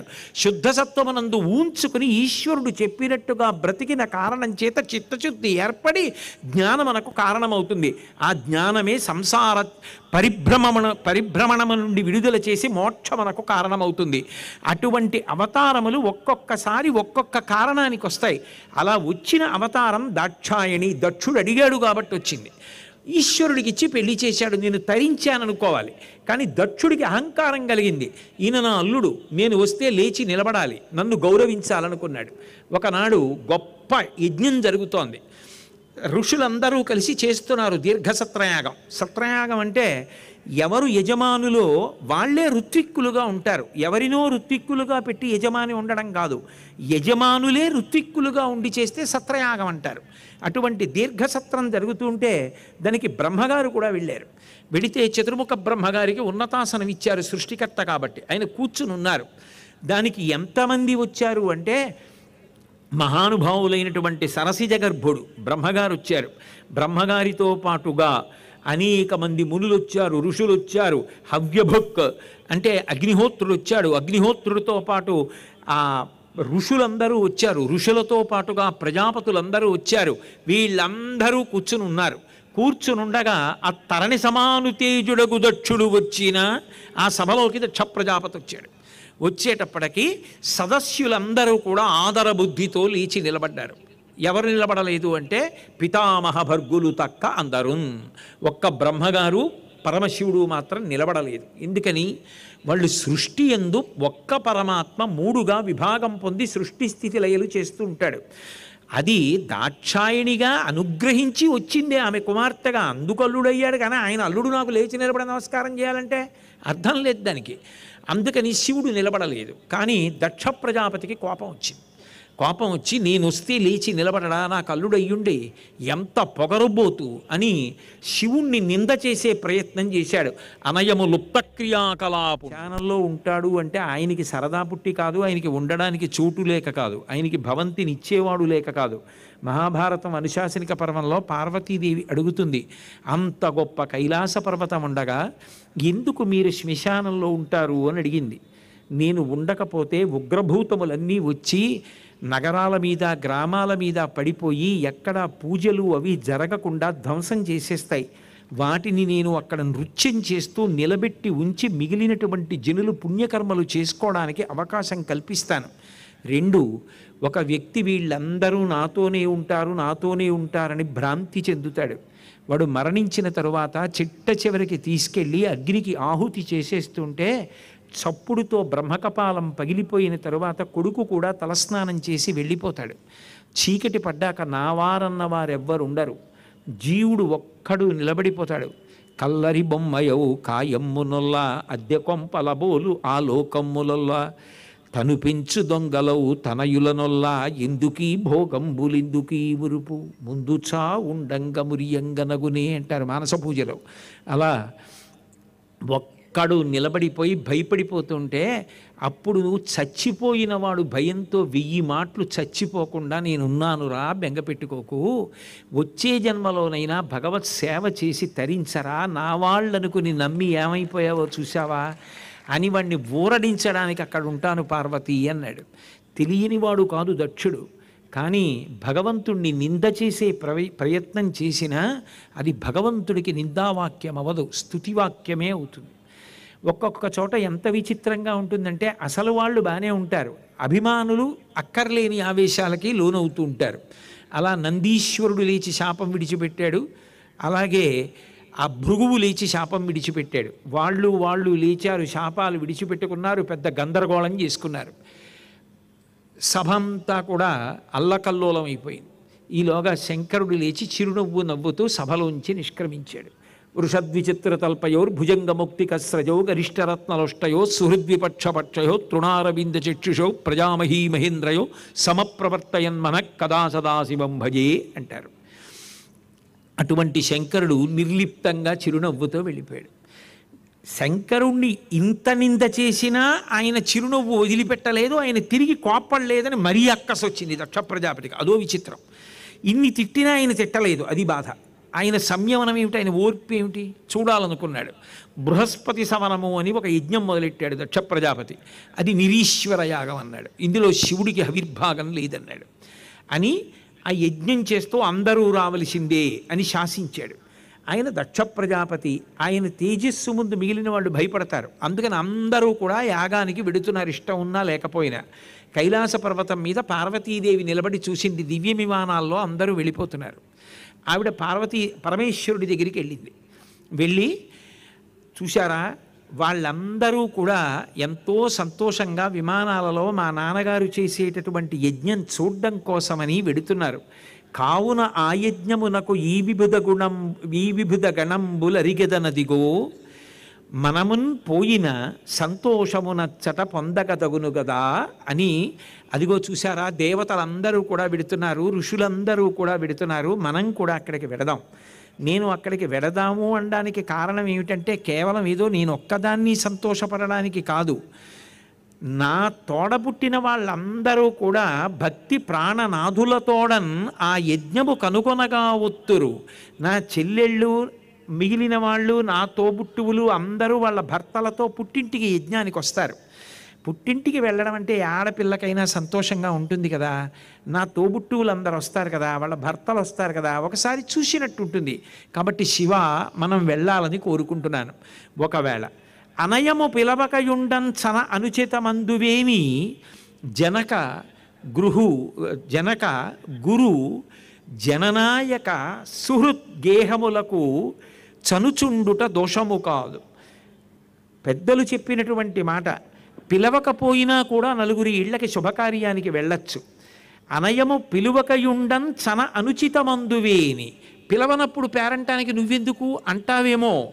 జనక తండ్రి గారి ఇంటికి వెళ్ళచ్చు, పెళ్లి చేసినప్పుడు చతుర్థీ విభక్తి వెయ్యలేదు కాబట్టి ఆడపిల్లకి వెళ్ళే అధికారం ఉంది, తండ్రికి తీసుకెళ్లే అధికారం ఉంది. నిన్ను పంపను అనడానికి భర్తకు అధికారం లేదు. కాబట్టి జనక, అలాగే గురువుగారు ఎవరుంటారో గురువుగారింట్లో శుభకార్యానికి గురువుగారు పిలవక్కర్లేదు, వెళ్ళాలి. కాబట్టి గురు సుహృత్, మంచి స్నేహితుడు, అటువంటి స్నేహితుడు ఇంట్లో శుభకార్యం అవుతుంటే వెళ్ళాలి. జననాయక, భూమిని పరిపాలించే రాజు, రాజుగారింట్లో శుభకార్యం అవుతుంటే పిలవక్కర్లేదు, అందరూ వెళ్ళచ్చు. జనక గురు సుహృత్ జననాయక గేహములకు చనుచుందురు పిలువకున్న సజ్జనులధిప, పిలవకపోయినా సజ్జనులు వెడతారు. కాబట్టి మా నాన్నగారు చేస్తున్నటువంటి యజ్ఞానికి పిలవలేదు కాబట్టి నువ్వెందుకు అంటావేమో, నాకు వెళ్ళాలనుంది, వెడతానని. అంటే ఆయన అన్నాడు, నిన్ను పంపకూడదని నా ఉద్దేశ్యం కాదు, వెళ్ళకూడదని నా ఉద్దేశ్యం కాదు. పార్వతి, ఒక్క మాట చెప్తాను విను. ఎప్పుడైనా సరే మనం వెళ్ళినప్పుడు వాళ్ళు మన యందు ఆదరభావం కలిగిన వాళ్ళైతే ఎక్కడికైనా వెళ్ళవచ్చు. ఆదరభావం లేదనుకో, మనం వెళ్ళినప్పుడు వాళ్ళు ఏం చేస్తారంటే బొమలు ముడులు వేయించి భూరి రోషాక్షులై అదియుగాక సుదతి వినుము. మనం వాళ్ళ ఇంటికి వెళ్ళినప్పుడు వాళ్ళు పలకరించరు, తలుపు తీసి ఇలా బొమలు ముడివేస్తారు, కనుబొమలు ముడివేసి ఇలా ఓసారి చూసి లోపలికి వెళ్ళిపోతారు. అప్పుడు లోపలికి వెళ్ళాలో కూర్చోవాలో నించోవాలో తెలియదు, బయటికి రారు, మాట్లాడరు. అప్పుడు చాలా అవమానంగా ఉంటుంది. నిజానికి అందరిలోకి దక్షుడు ఉత్కృష్టుడే, కానీ ఇవాళ నా సంబంధముచే నీవు తండ్రి చేత పూజ పడయ జాలవు తరుణి. ఇవాళ మీ నాన్నకి నా మీద చాలా కోపంగా ఉంది, నా భార్యవి అని నిన్ను అవమానిస్తాడు, నిన్ను లేవడు, పలకరించడు, అప్పుడు నువ్వు ఇబ్బంది పడతావు. వద్దు, నా మాట విను, వెళ్ళకు అన్నాడు. అంటే ఆవిడంది, కాదు నేను వెడతాను. అయితే వెళ్ళు అని ఆయన ఆమెని పంపించేటప్పుడు బోలెడన్ని చీరలు ఇచ్చాడు, సారీలు ఇచ్చాడు, ఆడుకోవడానికి బొమ్మలు ఇచ్చాడు, పెట్టుకోవడానికి ఆభరణాలు ఇచ్చాడు, ప్రమదగణాలను ఇచ్చాడు, సాయంగా పంపించాడు. అయితే ఇక్కడ సర్వసాధారణంగా లోకంలో ఓ అనుమానం వస్తుంది, భర్త వద్దన్న చోటికి పార్వతీదేవంతటిది వెడుతుందా? ఇంకటువంటప్పుడు ఆదర్శం అన్న మాట ఎలా కుదురుతుంది అనిపిస్తుంది. కానీ భాగవతం లాంటి గ్రంథాలలో ఇటువంటివి ఎందుకు చెప్తారంటే వేదవాక్యం ప్రమాణం. శివా విశ్వస్య భేషజీ, శివా రుద్రస్య భేషజీ అని 2 మాటలు ఉన్నాయి. ఎప్పుడైనా లోకం దారి తప్పిందనుకోండి, ఆవిడ దారిలో పెట్టిస్తుంది. ఆయన అలాగే ఉంటారు, ఆయన్ని రుద్రుణ్ణి చేస్తుంది, రుద్రుణ్ణి చేసి దారిలో పెడుతుంది. ఇప్పుడు పిల్లవాడు చదువుకోవడం మానేసి పాఠశాలకు వెళ్లకుండా నాన్నగారు ఎప్పుడైనా వర్షం పడితే రిక్షాలో వచ్చేయరా అని ఇచ్చిన డబ్బులతో చలనచిత్రాలకు వెళ్ళి పాఠశాలకు వెళ్ళటం లేదనుకోండి, ఉపాధ్యాయుడు వచ్చి తల్లితో చెప్పాడనుకోండి, తల్లి ఏం చేస్తుంది, భర్త గారు కార్యాలయం నుంచి తిరిగి రాగానే మీరు చక్కగా సంతోషంగా వస్తారు, బాగుంది, కాసేపు ఆగుతారు, ఏదో పూజ అంటారు, సంధ్యావందనం అంటారు, అయిపోతుంది, ప్రవచనం అంటారు, మళ్ళీ రాత్రి 8:30కో ఎప్పుడో వస్తారు, పలహారం చేస్తారు, పడుకుంటారు, పొద్దున్న లేస్తారు, అనుష్ఠానం అంటారు, ఎవరో వచ్చారంటారు, కలుస్తారు, పెడుతూ ఉంటారు. మీ కొడుకు అంటుంది, మీ అబ్బాయి ఎలా తయారయ్యాడో తెలుసా? 3 మార్కులు వచ్చాయి, వాడు పాఠశాలకు వెళ్ళటం లేదు, వాడు చలనచిత్రాలకి తిరుగుతున్నట్ట అంటుంది. శివుడు రుద్రుడవుతాడు, పిల్లాన్ని కొడుతూ ఉంటాడు. ఎరా ఎందుకు చేసావు ఈ బుద్ధిమాలిన పనిని? అప్పుడు అమ్మే మళ్ళీ వెళ్ళి అడ్డపడుతుంది. ఏది చంపేస్తారా ఏమిటి పిల్లాన్ని? ఒక్కరోజు కొట్టేస్తే బాగుపడిపోతాడా? మీరు కొద్దిగా ఉపన్యాసాలు తగ్గించుకుని వాడితో కూర్చోండి, చదువుకున్నారుగా, రోజు మీరు కూర్చుంటే వాడు బాగా చదువుతాడు అంటుంది. అంటే దిక్కుమాలిన సంసారం, రోత పుట్టేస్తోంది అని అక్కడి నుంచి విసుక్కుని వెళ్ళి ఎక్కడో కూర్చుంటాడు. మళ్ళీ ఆవిడే వస్తుంది. ఏమండి అంత తొందరపడి కొట్టేశారు కదా, గత నెలలో వాడికి జ్వరం వచ్చింది, ఎంతమంది వైద్యుల చుట్టూ తిరిగి ఎన్ని మొక్కులు మొక్కి పిల్లాన్ని మనం కాపాడుకున్నాం, అంత తొందరపడి కొడితే చటుక్కున ఏ చెవి మీదో దెబ్బ తగిలితే అలా కొడతారా అంటే మళ్ళీ ఆయన శివుడు అయిపోతాడు. అయిపోయి మళ్ళీ వెళ్ళి ఆ కొడుకుని ముద్దు పెట్టుకుని నిద్రపోతున్న వాడిని, అయ్యయ్యో కొట్టానా నాన్న, ఇక పైన కొట్టాను రా, నేను కూడా కూర్చుంటాను నీతోటి, కూర్చుని చదివిస్తాను చక్కగాను అంటాడు. శివుణ్ణి రుద్రుణ్ణి చేస్తుంది, రుద్రుణ్ణి శివుణ్ణి చేస్తుంది. ఎందుకు అంటే లోకం కోసం. దారి తప్పిన వాళ్ళని దారిలో పెడుతుంది. కుటుంబంలో తల్లి ఎలా ప్రవర్తిస్తుందో పార్వతీదేవి అలాగే ప్రవర్తిస్తుంది. అందుకే ఆమె శివుణ్ణి రుద్రుణ్ణి చెయ్యాలి. లేకపోతే ఈ దక్షుడు ఇటువంటి యాగం చేయడం, దానికి అందరూ వెడుతుండడం, ఇటువంటివి జరిగితే లేనిపోని పాపాలు జరుగుతాయి. అందుకే లోకాన్ని దారిలో పెట్టడం కోసమని చెప్పి ఆవిడ యాగానికి వెళ్ళింది. వెళితే సహజంగా ఆమె తల్లి, సోదరులు, సోదరీమణులు అందరూ వచ్చి పలకరించారు. కానీ దక్ష ప్రజాపతి కానీ ఆ ఇతరమైనటువంటి వారు కానీ ఋత్విక్కులు కానీ ఎవ్వరూ లేవలేదు, ఆవిడ్ని పలకరించలేదు. ఎందుకని? భయం. దక్ష ప్రజాపతి ఏమంటాడోనన్న భయం. ఆ భయంతో పలకరించలేదు. ఆమె చూసింది, పలకరిస్తాడేమోనని ప్రయత్నించింది. దక్ష ప్రజాపతి మాట్లాడలేదు. వెళ్ళి యాగంలో దక్షుడి దగ్గర నిలబడింది. నిలబడి ఒక ప్రశ్న వేసింది. పరక చితాస్తి భస్మ నృకపాల ధరుండు పరేత భూచరుండు పిశాచయుక్తుడని శర్వు నమంగళుగా తలంపలెవ్వరున్ ఒక్క నీవు తప్ప. మరి వక్పతి ముఖ్యులం మహాత్ము పాద రేణువులు మస్తకమున దాల్పరే సమ్మతి చేత. ఆ బ్రహ్మాదులు కూడా శంకరుడి యొక్క పాదముల అడుగున ఉన్నటువంటి రేణువులు తీసుకుని తల మీద చల్లుకుంటున్నారు కదా. అంతేకాని ఆయన శ్మశానంలో ఉన్నాడంటున్నారా? ఆయన ఎందుకుంటున్నాడో ఏమిటో తెలిసున్న వాళ్ళు కాబట్టి ఆయన్ని పూజ చేస్తున్నారు. నువ్వెందుకు పెద్ద తెలిసున్న వాళ్ళ శంకరుణ్ణి విమర్శించి మాట్లాడుతున్నావు? నీకు తెలిసి శంకరుణ్ణి అవమానించాలని ప్రయత్నిస్తున్నావు, అది ఆయనకి అవమానం కాదు. కానీ ఒక్కటి మాత్రం నిజం, భవోనహోద్వేష్టి శివం శివేతరహ. శివుడు అంటే మంగళప్రదుడు, పరమమంగళప్రదుడై లోకములకు మంగళములు చేసేటటువంటి శివుణ్ణి ద్వేషించినటువంటి కారణం చేత నీకు అమంగళం జరుగుతుంది. ఈ యజ్ఞము మంగళప్రదంగా పూర్తి కాదు తప్ప శివుణ్ణి ద్వేషించి శివుణ్ణి నింద చేస్తే శివుడికి ఏదో అపకారం జరుగుతుంది, ఆయన స్థాయి తగ్గుతుంది, కీర్తి తగ్గుతుంది అనుకుంటున్నావేమో, అది పొరపాటు అని జనుల అజ్ఞానమునన్ భుజించిన జుగుప్సంబైన యన్నంబు సయ్యన వెళ్ళించి పవిత్రుడైన గతి అఘను ఈశ్వరున్ నిందించిన నీ తనూభవ అనంగా నోర్వ హేయభాజనమైన ఈ శరీరమున్ విడిచి భాస్వచ్యుద్ధి ప్రాపించదన్ అంది. ఇక పైన నేను ఎక్కడికైనా వెడితే దాక్షాయణి దాక్షాయణి అంటారు. నా భర్త అయినటువంటి శివుణ్ణి నింద చేసినటువంటి నీ కుమార్తెగా పిలవబడడం నాకు ఇష్టం ఉండదు. నా భర్త ఎంతో ప్రేమతో, ఆయనకి ఏ కపటం ఉండదు, దాక్షాయణి దా అని తొడ మీద కూర్చోపెట్టుకుంటాడు. కానీ ఆ పేరు పెట్టి పిలిచినప్పుడు నా భర్త నింద చేసి నిష్కారణంగా ఆయనకి అపకీర్తి తేవాలని నిరీశ్వర యాగం చేసినని నువ్వు జ్ఞాపకం రావడం నాకు ఇష్టం లేదు. కాబట్టి నీ కుమార్తె అన్న పేరుతో ఉన్న ఈ శరీరాన్ని వదిలిపెట్టిన సతీదేవిని అవుతానని తెలియక ఎంత మధుర పదార్థమైనా తినేసినటువంటి వ్యక్తి ఆఖరణ గిన్నెలో చనిపోయిన బల్లిని చూస్తే అయ్యో ఇది విషతుల్యమైన పదార్థం, నేను తినకూడదని మళ్ళీ నోట్లో వేలు పెట్టుకుని కక్కేసినట్టుగా జనుడు అజ్ఞానమునన్ భుజించిన జుగుప్సంబైన యన్నంబు సయ్యన వెళ్ళించి పవిత్రుడైన గతి గను మహాత్ము నిందించిన నీ తనూభవయనంగా నోర్వ.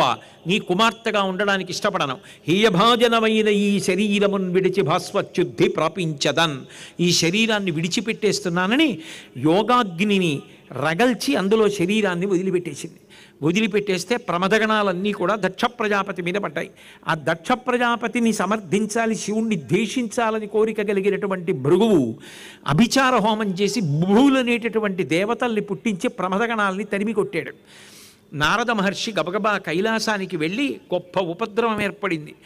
సాక్షాత్ సతీదేవిగా మహాతల్లి దాక్షాయిణి శరీరాన్ని విడిచిపెట్టేసింది. శంకర, ఇవాళ ఆ ప్రమదగణాలన్నింటినీ కూడా బుభువు చేసిన ఆ బుభువులు అనబడేటటువంటి దేవతలు తరిమి కొడితే కైలాసానికి తిరిగి వచ్చేస్తున్నారు. ఇది జరిగిందన్నారు. అప్పటి వరకు ఆయన శివుడిగా ప్రశాంతంగా కూర్చున్నాడు. ఆయన రుద్రుణ్ణి చెయ్యాలి, అదే ఆవిడ కోరిక. మీకు చెప్పాగా, శివా విశ్వస్య భేషజీ, శివా రుద్రస్య భేషజీ. ఇప్పుడు ఆమె శివుణ్ణి రుద్రుణ్ణి చేసింది. ఆయన వెంటనే లేచాడు.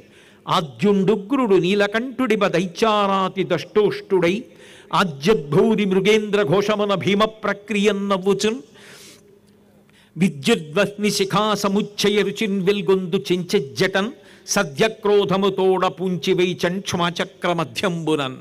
బంగారు రంగుతో వెలిగిపోతున్నటువంటి ఆ జటలతో కూడుకున్నవాడు ఒక్కసారి పైకి లేచాడు. ఉగ్రస్వరూపంతో భయంకరంగా ఒక సింహం గర్జించినట్టుగా గర్జించాడు. గర్జించి శిరస్సులోంచి ఒక జటని పెకలించి ఆ కైలాస పర్వతం మధ్యలో వేసి కొట్టాడు. కొట్టేటప్పటికి అందులోంచి ఒక భయంకరమైనటువంటి రూపం ఆవిర్భవించింది. అభ్రంలిహాదభ్ర విభ్రమ బ్రభ్రమ కృన్నీల దీర్ఘ శరీరమర ప్రజ్వల జ్వలన దీప్త జ్వాలికా జ్వాల జజ్వల్యమాన కేశములు మెరయ జండ దిగ్వేదండ శుంఠాభ దుర్దండ సహస్రద్యుతిహేతి సంఘమొప్ప వీక్షణత్రయలోక వీక్షణద్యుతిలోక వీక్షణతతి దుర్నిరీక్షమగుచు గ్రకచ కఠిన కరాళ దంస్ట్రలు వెలుంగ ఘన కపాలాస్తి మాలికలు దనర అఖిలలోక భయంకరుండగుచు వీరభద్రుడు దయించమారట రుద్రుడగుచు అన్నారు పోతన గారు. ఒక భయంకరమైన స్వరూపం భూమి నుంచి ఆకాశం వరకు పుట్టింది. నల్లటి రూపంతో ఉండి తల మీద మంటలు మండుతున్నాయా అన్న వెంట్రుకలతోటి అనంతమైన బాహువులు, దిగ్గజముల యొక్క తొండములు ఎట్లా ఉంటాయో అటువంటి బాహువులుండి బాహువుల నిండా ఆయుధాలతో పుట్టి శంకరుడికి ప్రదక్షిణం చేసి తండ్రి ఆజ్ఞ అన్నాడు. దక్షయజ్ఞాన్ని ధ్వంసం చెయ్యి అన్నాడు. వెనగానే గణాల్ని తీసుకుని బయలుదేరి వెళ్ళి ఆ పార్వతీదేవి శరీరాన్ని వదిలిపెడుతున్నప్పుడు, దక్ష ప్రజాపతి శపిస్తున్నప్పుడు కన్ను గీటినటువంటి భగుని యొక్క కళ్ళు పీకేశాడు నందీశ్వరుడు. భృగువు యొక్క గడ్డాలు మీసాలు నెత్తురు కారేటట్టుగా పీకేశాడు వీరభద్రుడు. అలాగే పూష అనబడేటటువంటి సూర్యనారాయణ స్వరూపానికి ఉన్నటువంటి దంతాల్ని పీకేశాడు మహానుభావుడైనటువంటి చండీశ్వరుడు. యజ్ఞ ధ్వంసం అయిపోయిన తర్వాత వీరభద్రుడు ఆ దక్ష ప్రజాపతిని నేల మీద పడేసి మంత్రపూతమైన శరీరం కత్తి చేత నరకబడలేదని కంఠం మీద కాలు పెట్టి తొక్కి శిరస్సుని గిరగిరా తిప్పి తుంపి తీసి అగ్నిహోత్రమునందు పారేశాడు. దక్షయజ్ఞ ధ్వంసం అయిపోయింది తండ్రి అని వెళ్ళి చెప్పారు. చెప్పిన తర్వాత బ్రహ్మాదులు వచ్చి శంకరుడితో మీకు పరాచికాలేమిట్రా, మహానుభావుడైన దయాస్వరూపుడు, ఆయన్ని రుద్రుణ్ణి చేసింది అమ్మవారు, లోకాలు తప్పు మార్గంలో ప్రయాణించకుండా సన్మార్గంలో పెట్టింది. ఇప్పటికైనా ఆయన దగ్గరికి వెళ్ళి ఆయన పాదాల మీద పడండి. కారుణ్యమృతవర్షిణం ఘన విపద్గ్రీష్మచ్చిదాకర్మటం విద్యాసస్య ఫలోదయాయ సుమన సంసేవ్యమిచ్ఛాకృతిం నృత్యద్భక్త మయూరమద్రినిలయం చెంచజ్జటామండలం శంభో వంచతి నీలకందర సదా తమ్మే మనశ్చాతక అంటారు. సాక్షాత్తు రాశీభూతమైన కారుణ్యం శంకరుడంటే ఏ మహానుభావుడు సృష్టి స్థితి లయలు మూడు చేస్తూ ఉంటాడో, ఏ ఒక్కడిగా ఉండి మూడుగా మారుతూ ఉంటాడో, ఎవడు అనంతుడో, ఎవడు మహాప్లయమునందు ఈ సమస్త లోకాల్ని తనలోకి తీసుకుంటాడో, నిత్య శుభంకరుడో, అందరికీ శుభములు చేస్తాడో అటువంటి శంకరుడి పట్ల అమర్యాద ప్రవర్తన ఏమిటని వెళ్ళి అందరూ మళ్ళీ సాష్టాంగ నమస్కారం చేసి స్తోత్రం చేశారు. మళ్ళీ వెంటనే ప్రసన్నుడై శివుడైపోయి మహానుభావుడు గొర్రెతల దక్ష ప్రజాపతికి వచ్చేటట్టుగా చేసి ఆ దక్షయజ్ఞం పూర్తయ్యేటట్టుగా చేసి వాళ్ళందరినీ అనుగ్రహించాడు. అందుకే ఓ పరీక్షిత్, ఈశ్వరుడు కోపం పొందినట్టుగా ఉంటాడు, నిజానికి ఆయన కోపమును పొందడు. కరుణ అపారమైనటువంటి కారుణ్యంతో ఉంటాడు. ఎప్పుడో ఏదో జరిగిందని మనసులో పెట్టుకుని ఇప్పుడు ఉపకారం చెయ్యడానికి రానివాడు కాడు. ఎంత తప్పు చేసిన వాడైనా మనసు మారి భగవంతుని వైపుకి తిరిగి పిలిస్తే చాలు, పరిగెత్తుకొచ్చి రక్షించేటటువంటి లక్షణం ఉన్నవాడు. అందుకే ఆయనే మళ్ళీ లోకానికి అంత పెద్ద ఉపకారము చేశాడు. ఆ పాలవెల్లి లోపల అప్పటికప్పటికి మందరాగము తిరిగన్ చప్పుడు నిండిన జండము చెప్పిడిదే మరుజుని చెవులు చిందరగొనియన్ ఆలోల జలధి లోపల నాలో నహి విడిచి సురలన సురల బరపన్ గీలా కోలాహలమున హాలాహల విషము పుట్టే అవనీనాథ.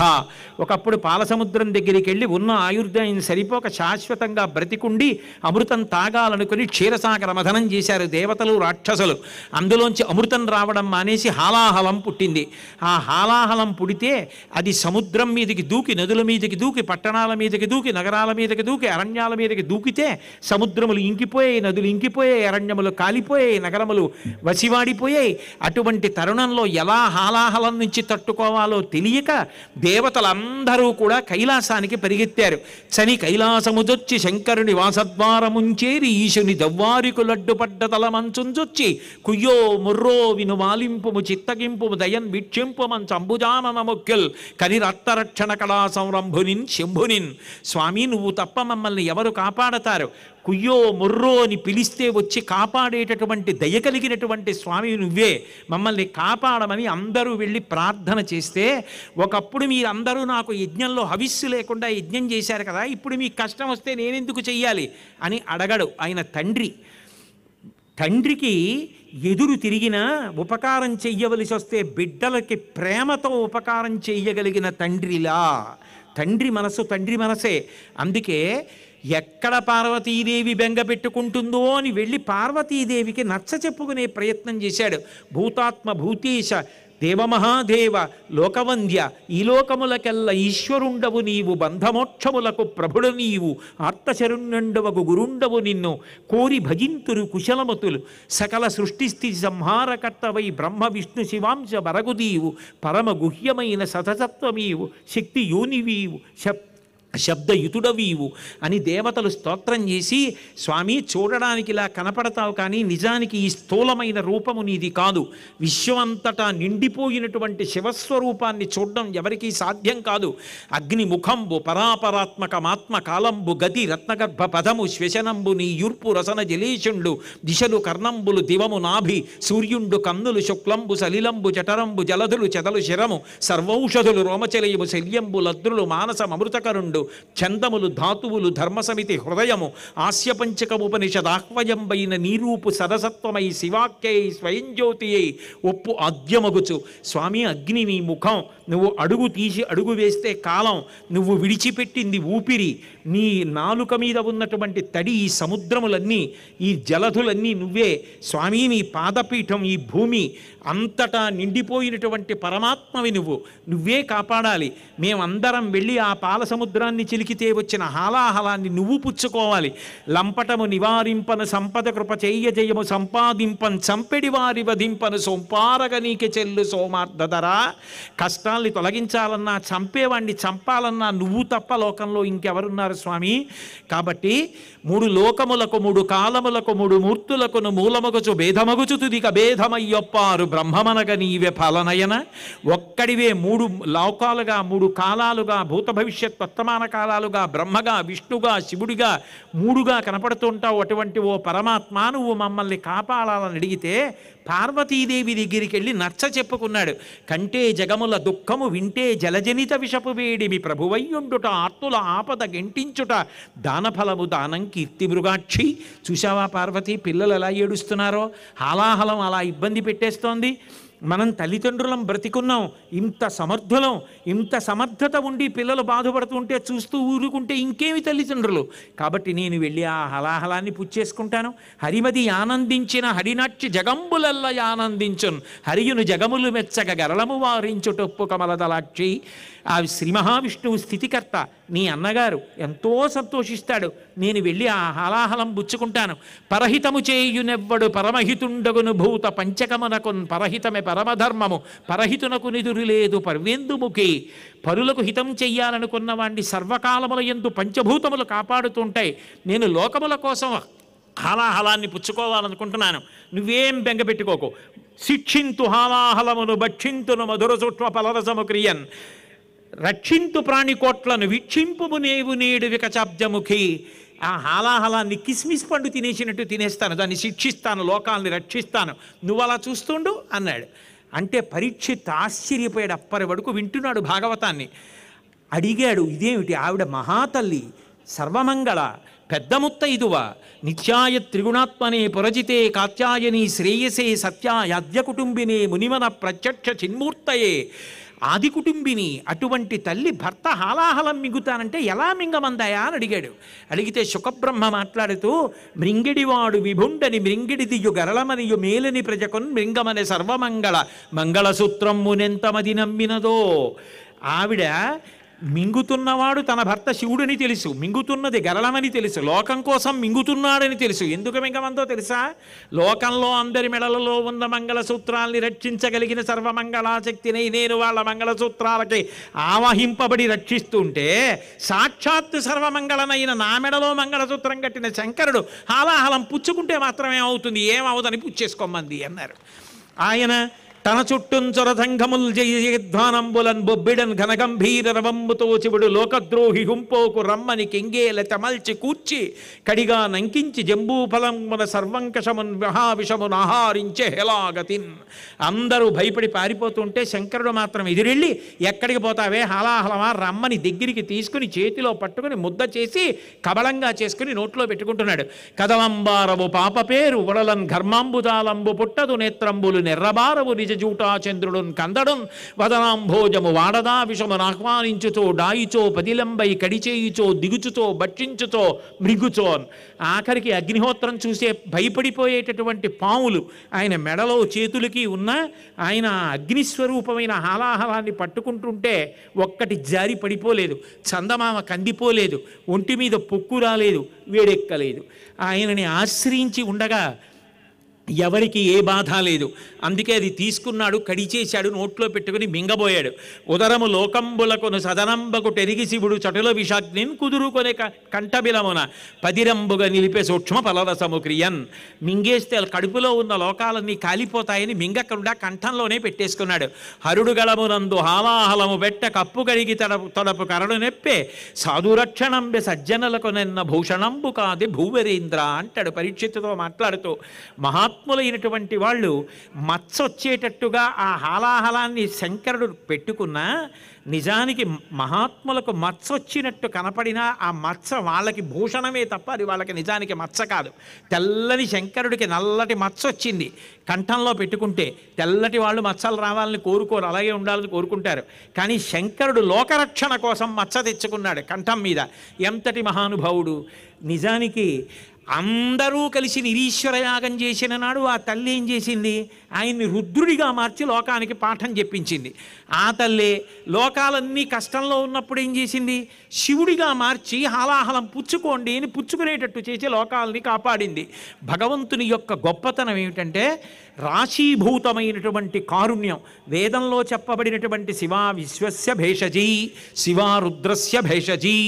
ఆయనకి కోపం ఆవిడ ఎందుకు తెప్పిస్తుంది అంటే, లోకమంతా గతి తప్పిపోతే మళ్ళీ వాళ్ళని ధర్మపదంలో నడిపించడానికి కోపం వచ్చేటట్టుగా చేస్తుంది తప్ప నిజానికి పరమాత్మ కోపమునకు వశపడేవాడు కాడు. ఆయన ఎప్పుడూ సదాశివుడే. భగవంతుని యొక్క తత్వం అలా ఉంటుందయా? అటువంటి భగవంతుని యొక్క కథలు వినడం కన్నా జీవితానికి ఆనందమే ఉంటుంది. ఈ 7 రోజులు భగవంతుని యొక్క కథా సుధా రసాన్ని గ్రోలి పునర్జన్మలేని స్థితిని పొందుదువి కానివని పరీక్షిత్తుకి మంగళవాక్యం పలికి శుకబ్రహ్మ మిగిలిన కథని రేపటి రోజు సాయంకాలం పెద్దలు కార్యకర్తలు ఏ సమయానికి ప్రారంభం అవుతుందని చెప్తారో ఆ సమయానికి ప్రారంభమైనప్పుడు భాగవతాంతర్గతంగా నా చేత పరమాత్మ ఏది పలికిస్తే అది పలుకుతానని మనవి చేస్తూ ఇవాళకి ఇక్కడ వరకు ప్రవచనాన్ని పూర్తి చేసి సెలవు తీసుకుంటున్నాను. మంగళాశాసన పరై మదాచార్య పురోగమై సర్వైశ్చ పూర్వైరాచార్యై సత్కృతాయాస్తు మంగళం. మంగళం కోసలేంద్రాయ మహనీయ గుణాత్మనే చక్రవర్తి తనూజాయ సర్వభౌమాయ మంగళం. ఉమాకాంతాయ కాంతాయ కామితార్థప్రదాయినే శ్రీగిరీశాయ దేవాయ మలినాథాయ మంగళం. సర్వం శ్రీ ఉమామహేశ్వర పరబ్రహ్మార్పణమస్తు. స్వస్తి.